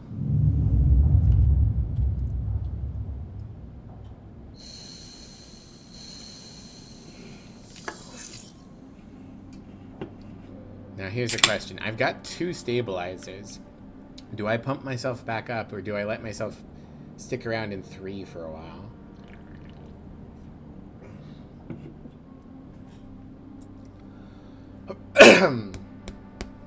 It's hard to say. Alright, well, at the very least, yeah, we got a couple of things that are done. Emphas is preparing the Giroye caps. He has had to heavily adapt the recipe, he says, but the smell is already incredible. It emanates from a strange purplish-white bulb you have never seen before, and he is slicing it finely. Always gotta pump yourself up, can't rely on others to help you get going all the time, so true. Excuse me. He brushes and slices the mushroom, and then places them in the wok with the sliced bulb and the oil. They caramelize there in the well-worn crucible. He adds liquids, transparent and opaque, and then turns down the heat. A sprinkle of leaves is the final touch. We have a moment, Sleeper, he smiles. You have a story. Something in the scent of the food gives you a feeling of nostalgia, something distant and melancholic. It seems like the story should match the feeling somehow, and maybe you will feel better for telling it. Recall your oldest memories. You start explaining that when you are emulated from a person, many of your memories are left behind. Perhaps it is an intentional part of the process, a way of keeping sleepers ignorant and malleable, or perhaps it is a side effect of the imperfect emulation. You admit you do not really know. What you do know is that some memories survive, and that on occasion they come back to you, like shadows passing overhead. You detail one recurring memory, which, despite returning to you with familiar regularity for you to think it familiar... Hold on. Which, despite returning to you with enough regularity for you to think it familiar, always fades as quickly as it arrives. You struggle to explain the feeling of being whole for a moment that comes with this memory, and then how that wholeness slips away. Oh, I'm being raided. Have no fear, the Royal Knights are here. Hello, Thomas. Thank you for the raid.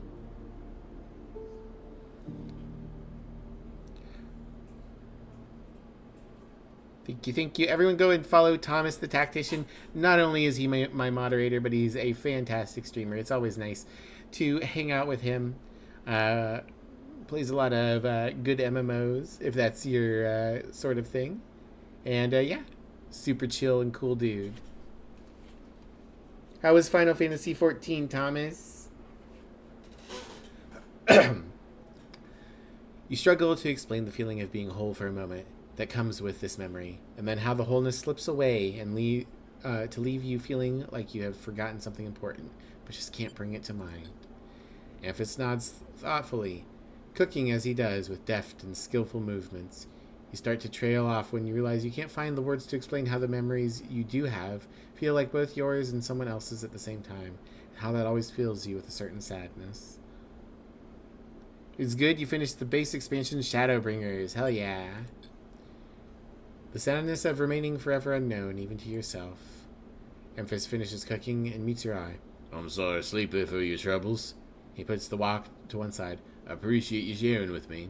He smiles. Hope it lightens you a little. He passes you a bowl and heaps the Giroyes into it, their yellow color mixing with the pale sauce in whorls and blooms. Eat. The dish is delicious, filling. It warms you as you eat it, in a way you weren't even sure your body could be warmed. It is a small mercy, you think, that S&ARP left you this pleasure. Many of the features of frames are there to simulate human experience, you know that much. Emulated minds cannot be rewired, so their need for embodied experience must be met. That is why you breathe even when you do not need air. Without the simulation, the sensation of drowning would be unbearable. Food serves another purpose. Your frame is able to metabolize it to produce energy from the raw material. Vitamins and minerals are excess, of course. Your frame needs only raw power. So much is wasted. And yet, when you eat this food and feel the warmth, nothing feels wasted. It all means something to you. As you finish, Emphas takes the bowl, the last of his cleaning. He smiles at you, and neither of you feel the need to say anything more. Instead, you simply exchange nods and walk your separate ways back into the bright market, somehow changed. Womp, full heal. But that seems to be it.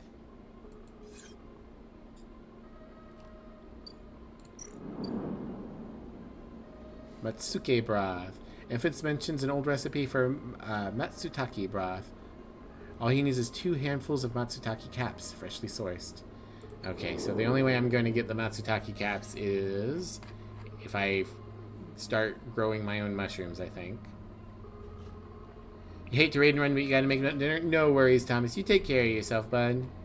You do what you gotta do. Get yourself some dinner. And thanks for keeping me on the mobile. Okay.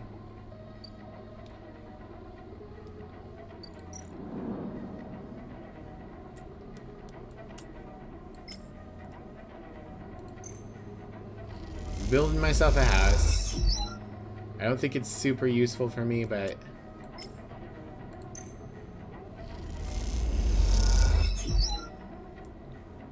Alright, one more ping. Not super happy with the 3 and a 2.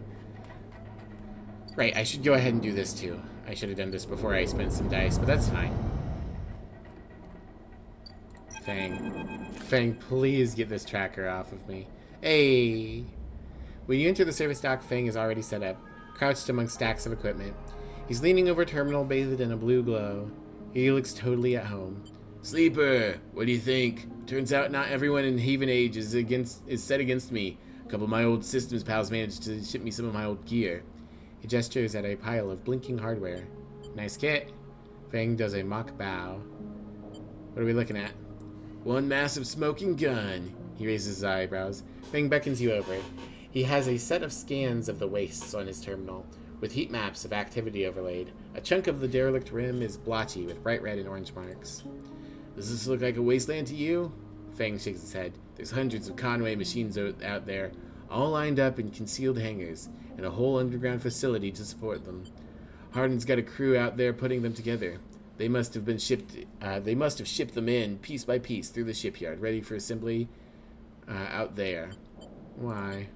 They're planning something. No one needs hundreds of heavy-duty reclamation drones to run this kind of operation. Maybe Hardin masked the whole thing as an effort to clean up the wastes, but there's no way this is about pulling scrap off the eye. Fang looks worried. And why Conway's in the mix? I bet no one in Haven Age knows another corporation is setting up on this station. They aren't stupid either. These scans are the best info I can get. The wastes are cut off from the eye's cloud of networks, and the greenway's a total dark zone. No data can come in and out. I can try. No use. We need to enter the cloud, and there's no clouds to speak of. He turns and winks. That's why I'm going to pay them a visit. How? You forget. Haven Age come in and out of there all cycle. I should be able to get in.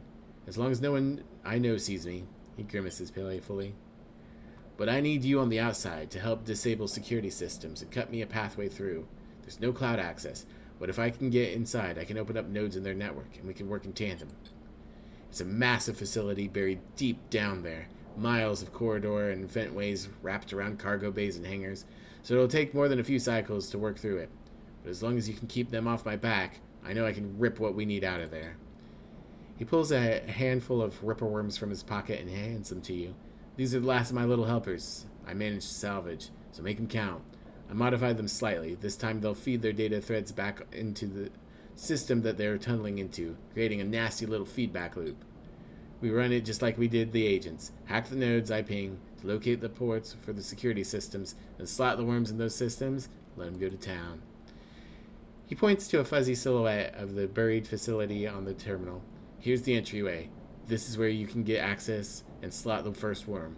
That'll fry their perimeter systems to get me past the first cordon. What I need from you is to keep your eyes on the facility after you kick things off. You see me pop up a security system, a server bank.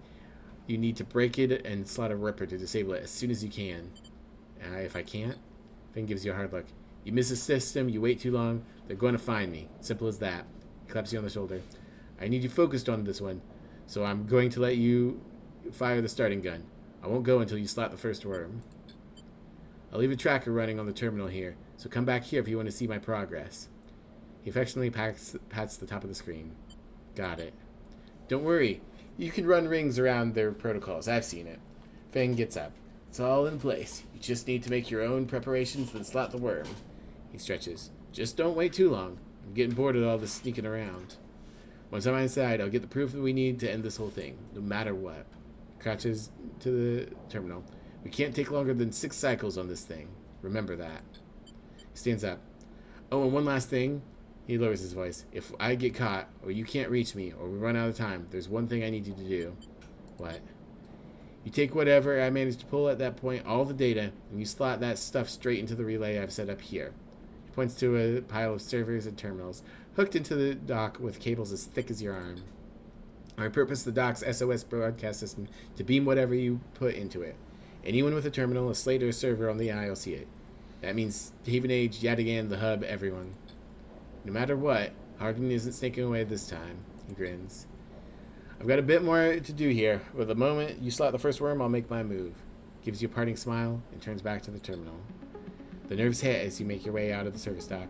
Time to prepare yourself. Well, the good news is I'm full of energy, and I can pop a shot to make sure that I have 5 dice tomorrow. Is there anything else I want to do first? I guess is the question. Is there anything else I need So to you're do? saying I can type whatever I want and everyone will hear it? Can't imagine what that's like. Can't imagine what that's like. It's a mystery. Inglonious, hey! Thank you for the 20 months. Super, super appreciate it. Helps me out a whole lot. How you doing today?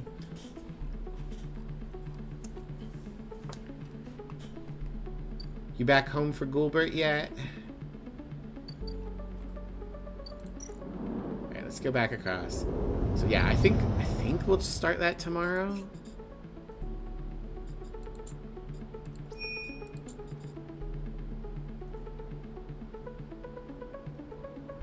Had a slightly crappy afternoon, but you're home now. Oh, I'm sorry it was crappy. Thank you for the care package, Emmy. I do a big stretch. Have a drink. I am hungry.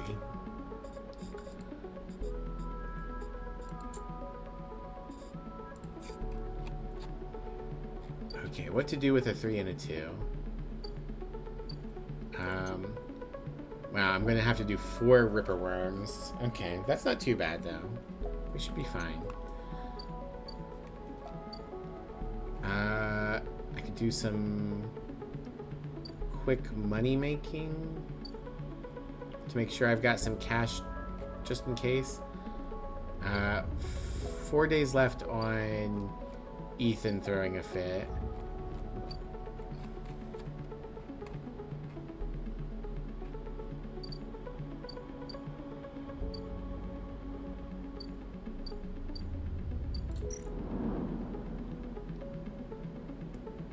See if this fails. Let's try it. We still got a pretty good chance. 75% chance. Bam. Positive outcome. We've got ourselves an apartment. Squatter's right. Find a place and make it yours. Is 2 pings enough for anything? It would be nice to have the 3rd ping to get the +2 in interface to be absolutely certain that we'll be able to help. But I also kind of want the discount. We'll hold on to it until we either need the discount or can make use of the +2.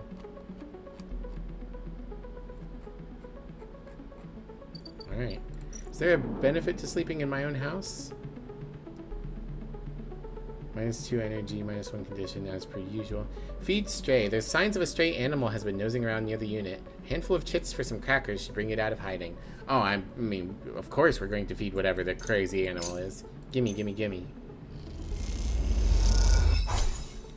Buy the crackers from the shop unit downstairs and crumble them up into the tray. Something moves in the shadows. The stray. Kibbity! The stray hops onto a small surface and looks out the unit's small window. It doesn't acknowledge your presence. It just sits there, besides the tray of crumbled crackers, staring out at the low end. What's this cat story? Are there more around the station? You haven't seen another in low end.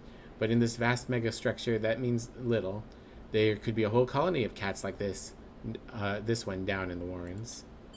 You look at the sleek dark fur, the sharp eyes. It doesn't look ragged. It looks at home. In fact, its presence in the unit makes you wonder if this is the stray's apartment that you're squatting in.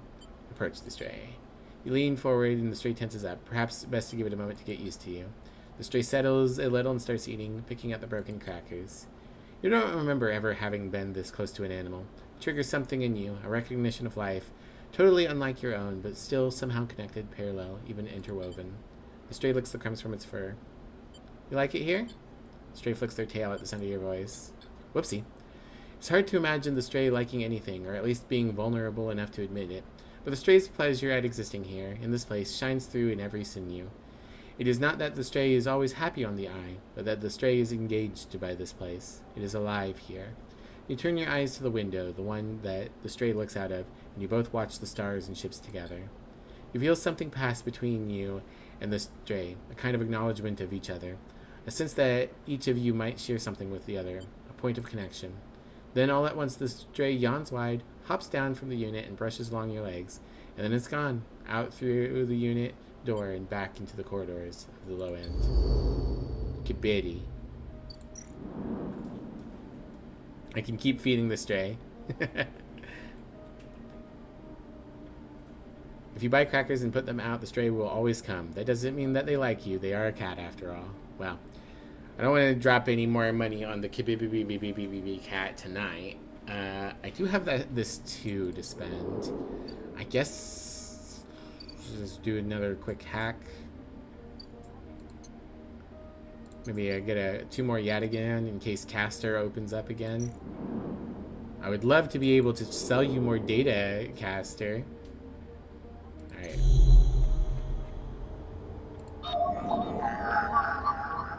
One or 3.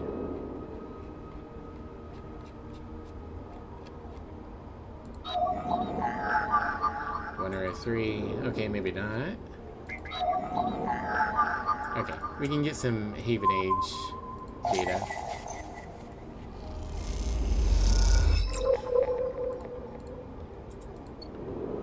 Eventually I can sell all this data if I need to.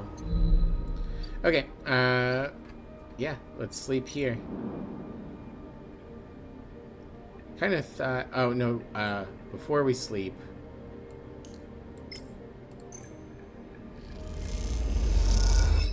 I'm going to use Stabilizer to make sure we have 5 dice tomorrow.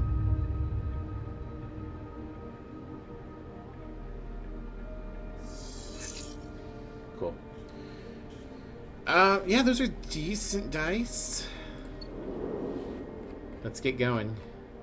There's not any other clocks over here that I need to worry about. No. Alright.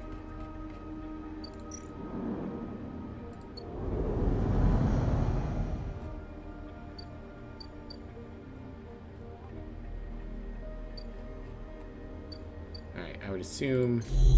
Yep, here's where we begin. Conway access. Ripper Worm number 1. That explains why this one's was a pill shape instead of just an amorphous blob. As you slot the worm, a thread jumps up out of the facility. It spools in front of you, releasing its data like ink in water. Sleeper, Fang's voice crackles through. Moving in. Nodes, then ports. A whir of interference. Slot the worms. Timer starts now. Stay safe. The thread dissipates. You're on your own now. Alright. 3 or a 2. Perfect. Take this 2. This node is linked to the outer security layer. Fang must be struggling to get through. F1 port located. Slot the Ripper Worm.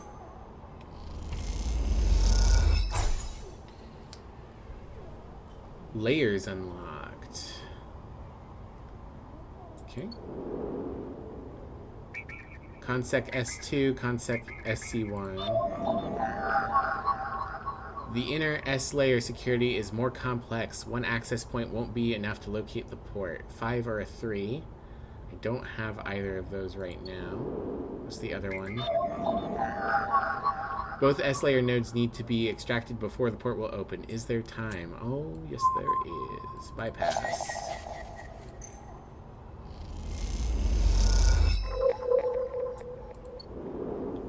Alright. Give me a 5 or a 3. 5.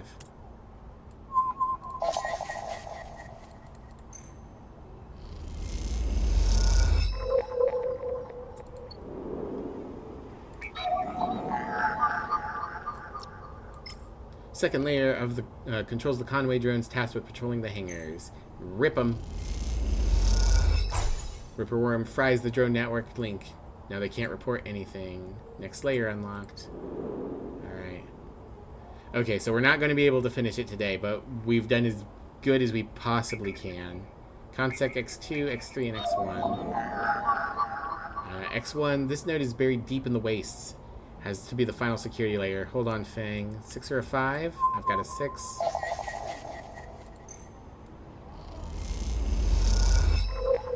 X1 port location. This one is a 5 or a 3. How many nodes are on this layer? You've never seen such tight security. This one is a 6 or a 4. 3 nodes to locate the final port. Then Fang will be in. Not much time left. How much time do I have? Presumably.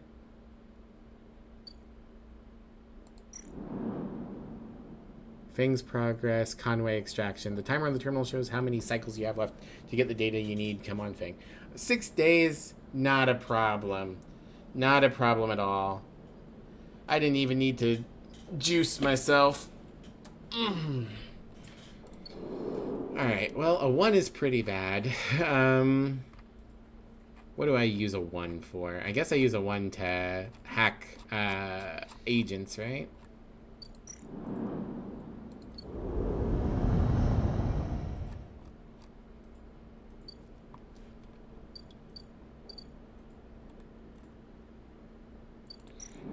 What does a 1 do on a safe action? Not much. Okay. Yeah, let's... There we go. Give me some Yadigan data.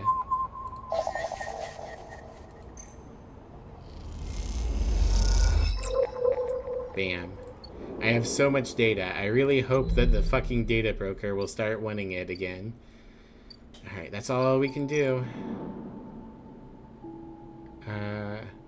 End the cycle.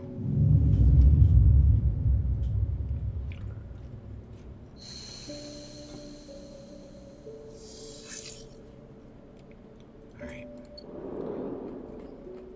Let's get this done, because I think if I can get it done, I might be able to stop the fucking Merc from riding up my ass. Okay.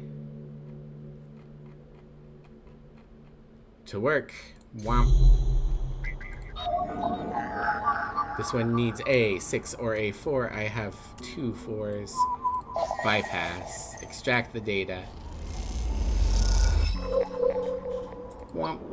Last one. Needs a 5 or a 3. I've got a 3.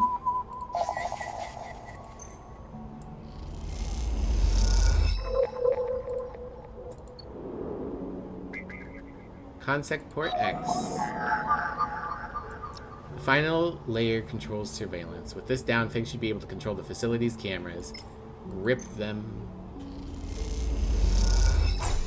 The Ripper Worm chews through camera controls. The moment it does, a thread shoots from the facility. A thread from the facility cuts through the cloud like a hairline crack of light. That's it. The final layer of security is broken. Things are wiggling a little bit. Somewhere buried in the depths of the station, Fang is in control. He is slicing into the camera control circuits and piping out the result. The thread flickers and unravels into an image, a scene, 2 figures in a room, one sat, the other pacing. The pacing figure resolves into Harden. The unmistakable superior posture, the shock of gray hair. The second figure's features don't seem to resolve. They are vague, unformed. A problem with the data, perhaps? You look closer. Then you see it. The figure is a proxy. Perhaps you should have expected it from Conway, a corporation whose very existence is owed to automation. The proxy is a machine designed to be piloted by remote connection. Someone elsewhere in the system is puppeteering it with their own body, speaking so it may speak. The proxy sits impassively, or the Conway executive that is piloting them does, from the distant safety of some ship or orbital colony, perhaps. We can move forward. There's no doubt, Hardin is saying. The reclamation teams are almost ready, and after that I will make the declaration. Nothing has to change. The proxy leans forward, its movement stilted, uneven, as if the body has been refracted through water. But things must change, Hardin. We need further assurances. I have been informed of a breach in one of the closed networks in Low End. You have been careless. Hardin waves the accusation away. We've been stretched. A breach was detected, yes, but no data of value was lost. Our board is concerned, Hardin. A drop in our value would be unwelcome at this time. The proxy leans back, its posture dominant. If the reclamation of the... I need to know what this letter is called. Hybrid AE letter. Ash. Okay. It's called an ash. If the ash won contested, then we could be drawn into a compromising legal position. Hardin approaches the proxy. There'll be no contest. Not from Solheim, who cannot muster a defense. Not from Haven Age, who will fall into line below me. He crouches in front of the seated figure, eye to eye. And the people of the station? Refugees. Gangs. Spacers. All either opportunists or degenerates. Haven Age is no longer strong, no longer united. No one here believes in Erwin's vision, nor has the strength to enact it. I sat across from him at the negotiating table. He was forceful, eager, weakened by his ideological convictions, perhaps, but a great man nonetheless. This place no longer deserves to bear his name. The eye is crippled and cannot survive. It is a ruin filled with squatters and outlaws. They'll be lucky if it spins in 100 cycles. Hardin stands.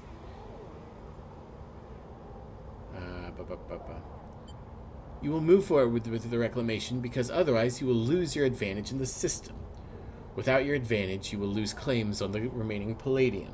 Without the palladium, your factories will go dark. He pauses. Do I need to continue? One moment, comes the response from the proxy. Its head drops to its chest. Hardin steps back and paces once more, awaiting the discussion taking place elsewhere in the system. You watch Hardin as he paces, as he considers his future. What goes on within a mind like that? In the mind of a man who would burn all those around him for a path to some imagined golden end. The proxy lifts its head. We are happy to proceed. We will legally claim the station, formerly known as Solheim Ash 1, as salvage within 6 cycles. Haven Age is to assist with the transport of the illegal residents to Conway housing and labor facilities. Hey Z, welcome in. How you doing? I don't know if any of my mods are still around, so I'll give you a shout out myself real quick. Everyone go and check out Z. No, I beat you, Emmy. I beat you.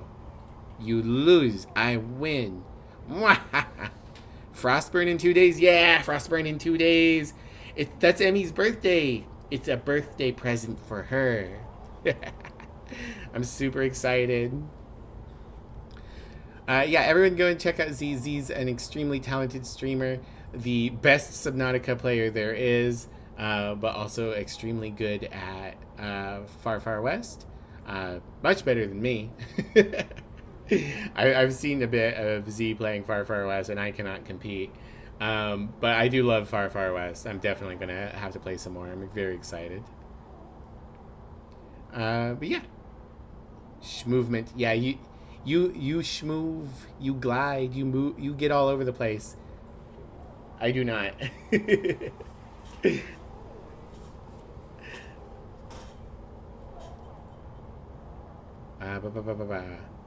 Yeah, okay, I read that. The proxy judders to its feet. Conway will also claim 70% of the output of the reclamation process, after losses have been accounted for. Hardin nods. I accept. Proxy reaches out to shake his hand like a marionette. And then the recording loops. You watch it play out a second time, gripped by a horrified fascination. There's a bluntness to the conversation, to its blatant disregard for the humans as anything other than objects.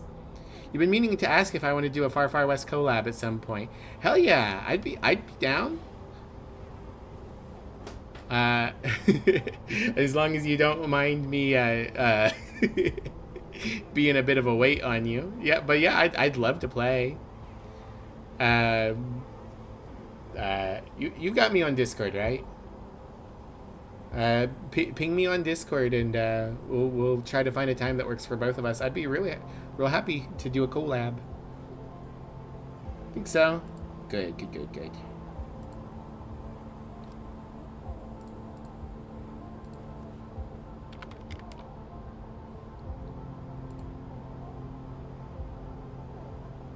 Yeah, okay. We've got each other at least through Yarny's server.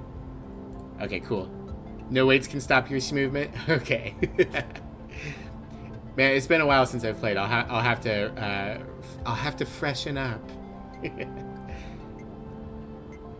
I like voodoo. So what I'll do is I'll keep you alive. I'll toss the healing your way, and let you do the hard stuff.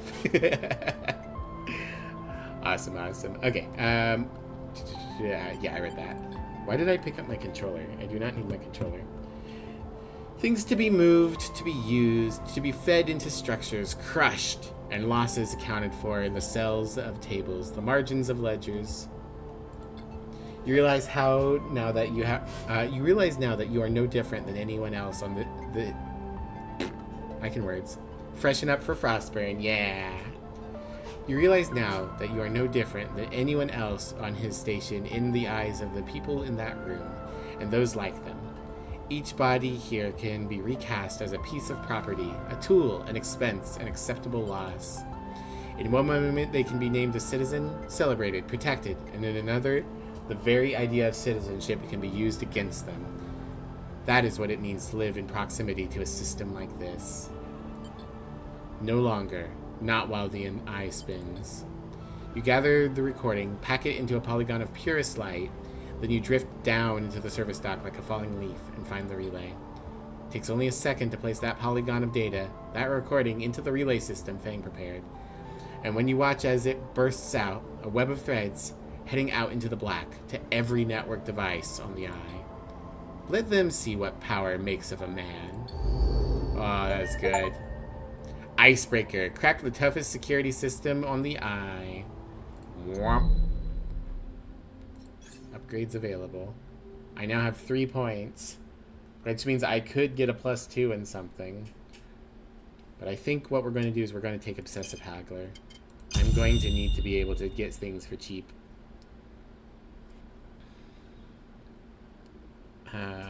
Then I think we stick a point in Engineer, maybe? Because I really don't need the sunbathe action.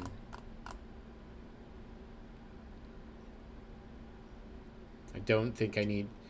I don't... Like, most of the Endure line isn't good. It's good for work. It's bad for everything else. Anti-capitalist rant, how 8 devs making Far Far West put all of AAA gaming to shame. Sure, I'll try my best. Here we go. So yes, Far Far West has a small team that basically is just executing on a fun idea. They had a fun idea. They've designed it. They're continuing to work on it. And they're listening to feedback. And I think one thing that small indie teams... This is going to get a little broader than the devs making Far Far West. Those guys are great. But just to broaden it, indie in general has been putting AAA gaming to shame because, quote unquote, they've publicly stated being against generative AI. Yeah, it's fantastic. That's the thing. The AAA industry is led by people who don't want to make video games. They want to make products. So they'll use generative AI because it's a way to make product for cheaper.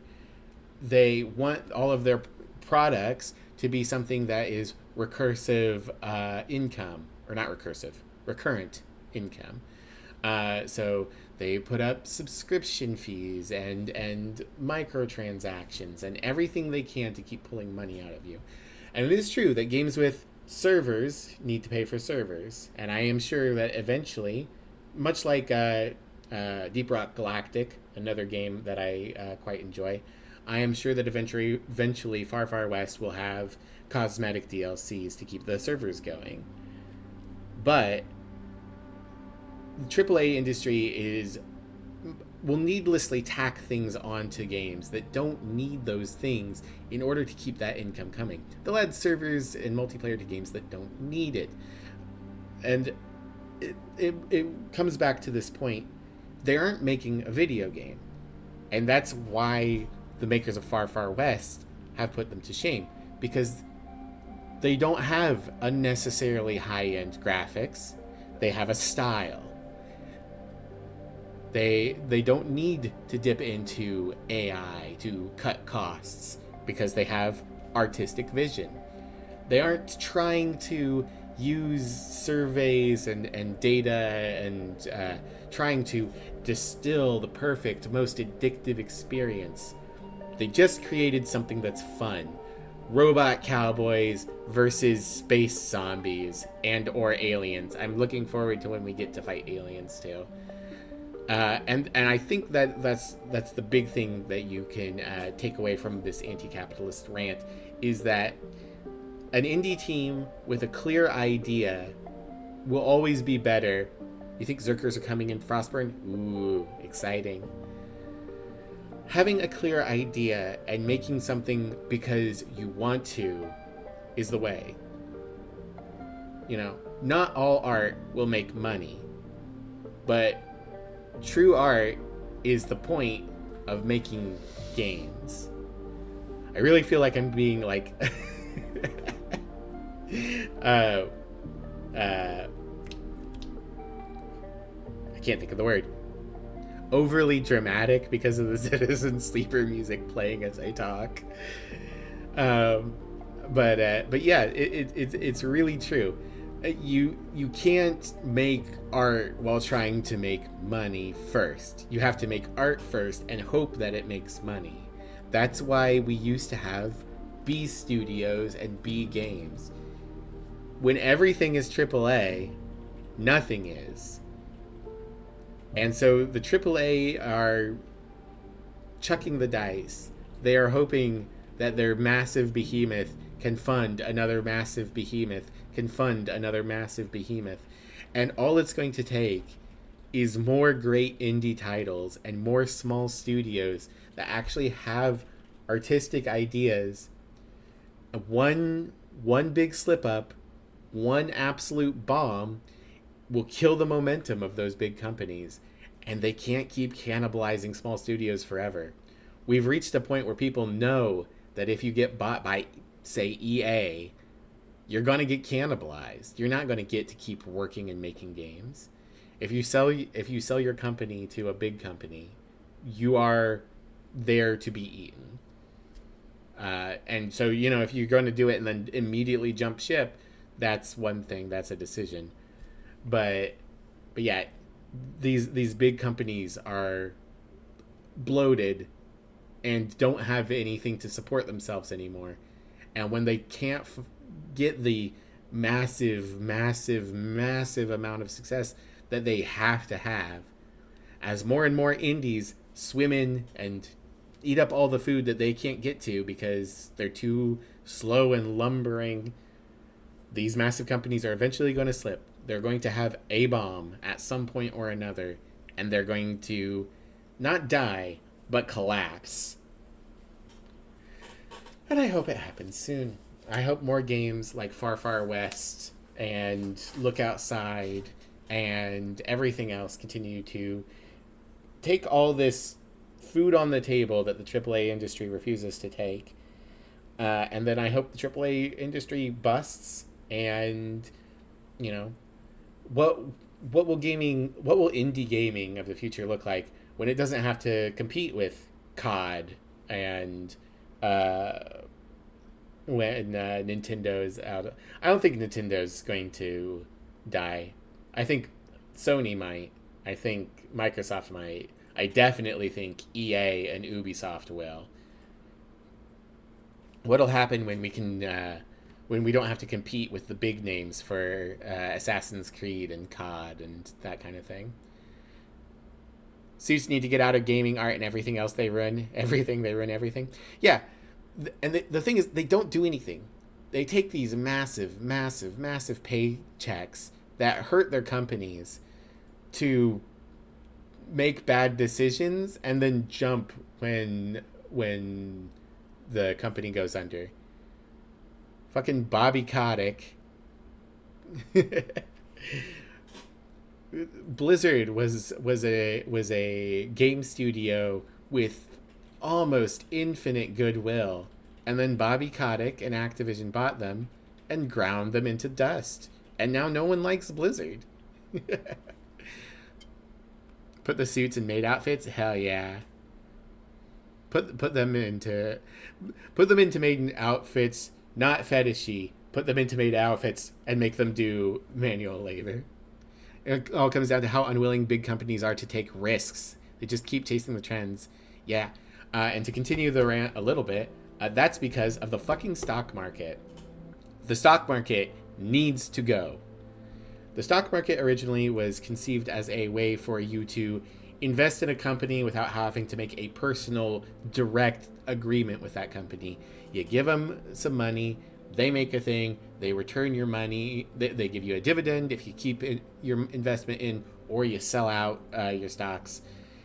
It was just a means to help invest. And now it's a giant fucking casino where no one is allowed to lose. We've made it the law that no one is allowed to lose in the casino. And that doesn't work. So companies are legally required to turn a profit by the stock market standards. They are legally required to make more money every single iteration. If the people who hold your stock find out that you made a decision that doesn't maximize short-term profits, they can sue you and kill you. This is why, to all indie companies out there, never go public. There's no reason to ever go public anymore. The stock market needs to go. When the stock market dies, that will be the big sigh of relief as we push out of this era of capitalism and hopefully into something else entirely. But it is the thing right now that is strangling everything. Everything is dying. Everything is getting shitified. Every major company is rotting because of the stock market and the legal requirement that rich people never lose on their gamble. All right, that's been a long anti-capitalist rant. I hope you enjoyed it, Z. Don't get you started on Blizzard. You could rant for hours. Oh, absolutely. I know, babe. Stock market crashes. I wonder who SCOTUS tries to hold accountable for the lawsuits. Yeah. Very good. Glad you enjoyed it. Blizzard when they've gone 2 minutes without violating human rights. Imagine. Yeah. Fuck Bobby Kotick.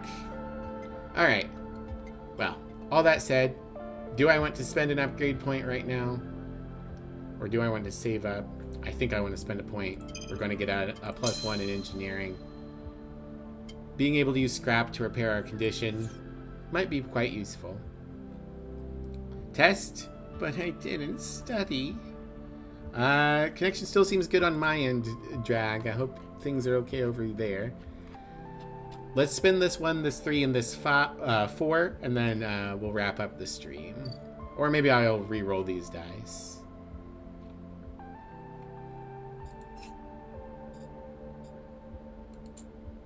Alright, wait for Fang to return. I'm sure that'll happen soon. Find a nurturing grow bed for the seed.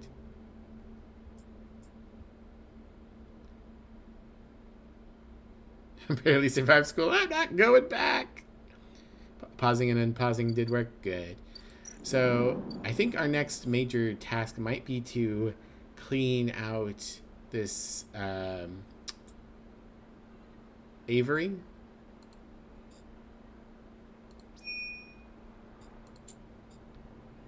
Because to fix the ambergris, I need another ship mine fragment or a full ship mine. The flotilla aid is supposed to be late game. Growing mushrooms requires this. Working for Rabia, I'm not sure it's something I want. Get to know Emphis requires doing this. Disabling my tracker will happen automatically. Yes, this seems to be the thing for us to do right now. Unfortunately, our endurance is at 0, so... Oh. See, here's what people try to tell me. Oh, if there's a crash, those rich people you hate will just buy everything on the cheap. Okay, but here's the thing. A lot of rich fucks leverage their stocks to get huge loans, and a lot of these rich fucks, like Meta and Tesla, what's to really prop them up if we have a market crash? What value do they actually have to stay inflated? Yeah. It bugs me because, yes, some rich people will use a market crash to buy up a bunch of stuff. But here's the thing. They're already buying up a bunch of stuff. So it's damned if we do, damned if we don't. But at the very least, a stock market crash will hurt some of them. And every time the stock market crashes, it helps a little bit get people who are in the middle class, those centrist and moderate Republicans and moderate Democrats, pushes them a little bit more to the left, gets them angry, gets them involved in politics, and hopefully gets some change happening. I hate to see it, but sometimes you need the wheel to be squeaky in order to get it fixed, even if the wheel is broken. Alright, let's work on fixing this. Do I reroll? Let's reroll. Okay. So instead of 2 maybes and a no, we got 1 yes and 2 no's. Alright, start clearing out the overgrowth. 3 pings. Okay. So if I do 3 pings each time, it'll be done in 4.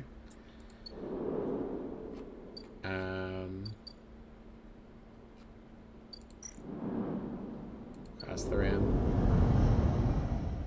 Going to hacking mode.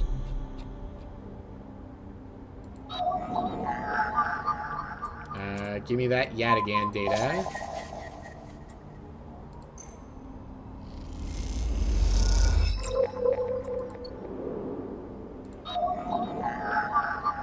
Nothing there. Bezos would be the one who serves the crash the best, sadly, if only because Amazon is both massive and not just like a bullshit thing that can only be profitable if everything else is okay. Yeah. But the thing with those is, like, the only way we're hurting Bezos at this point is if we have a full-on revolution, which I would love, but I don't think it's going to happen. Or we start using our antitrust laws, which we could do if we get some political activism, which like I said, a crash in the market will get people active. All right, Fang will be back in 2 days, which means he won't be here until I have to deal with fucking Ethan again. All right, we're going to end the cycle.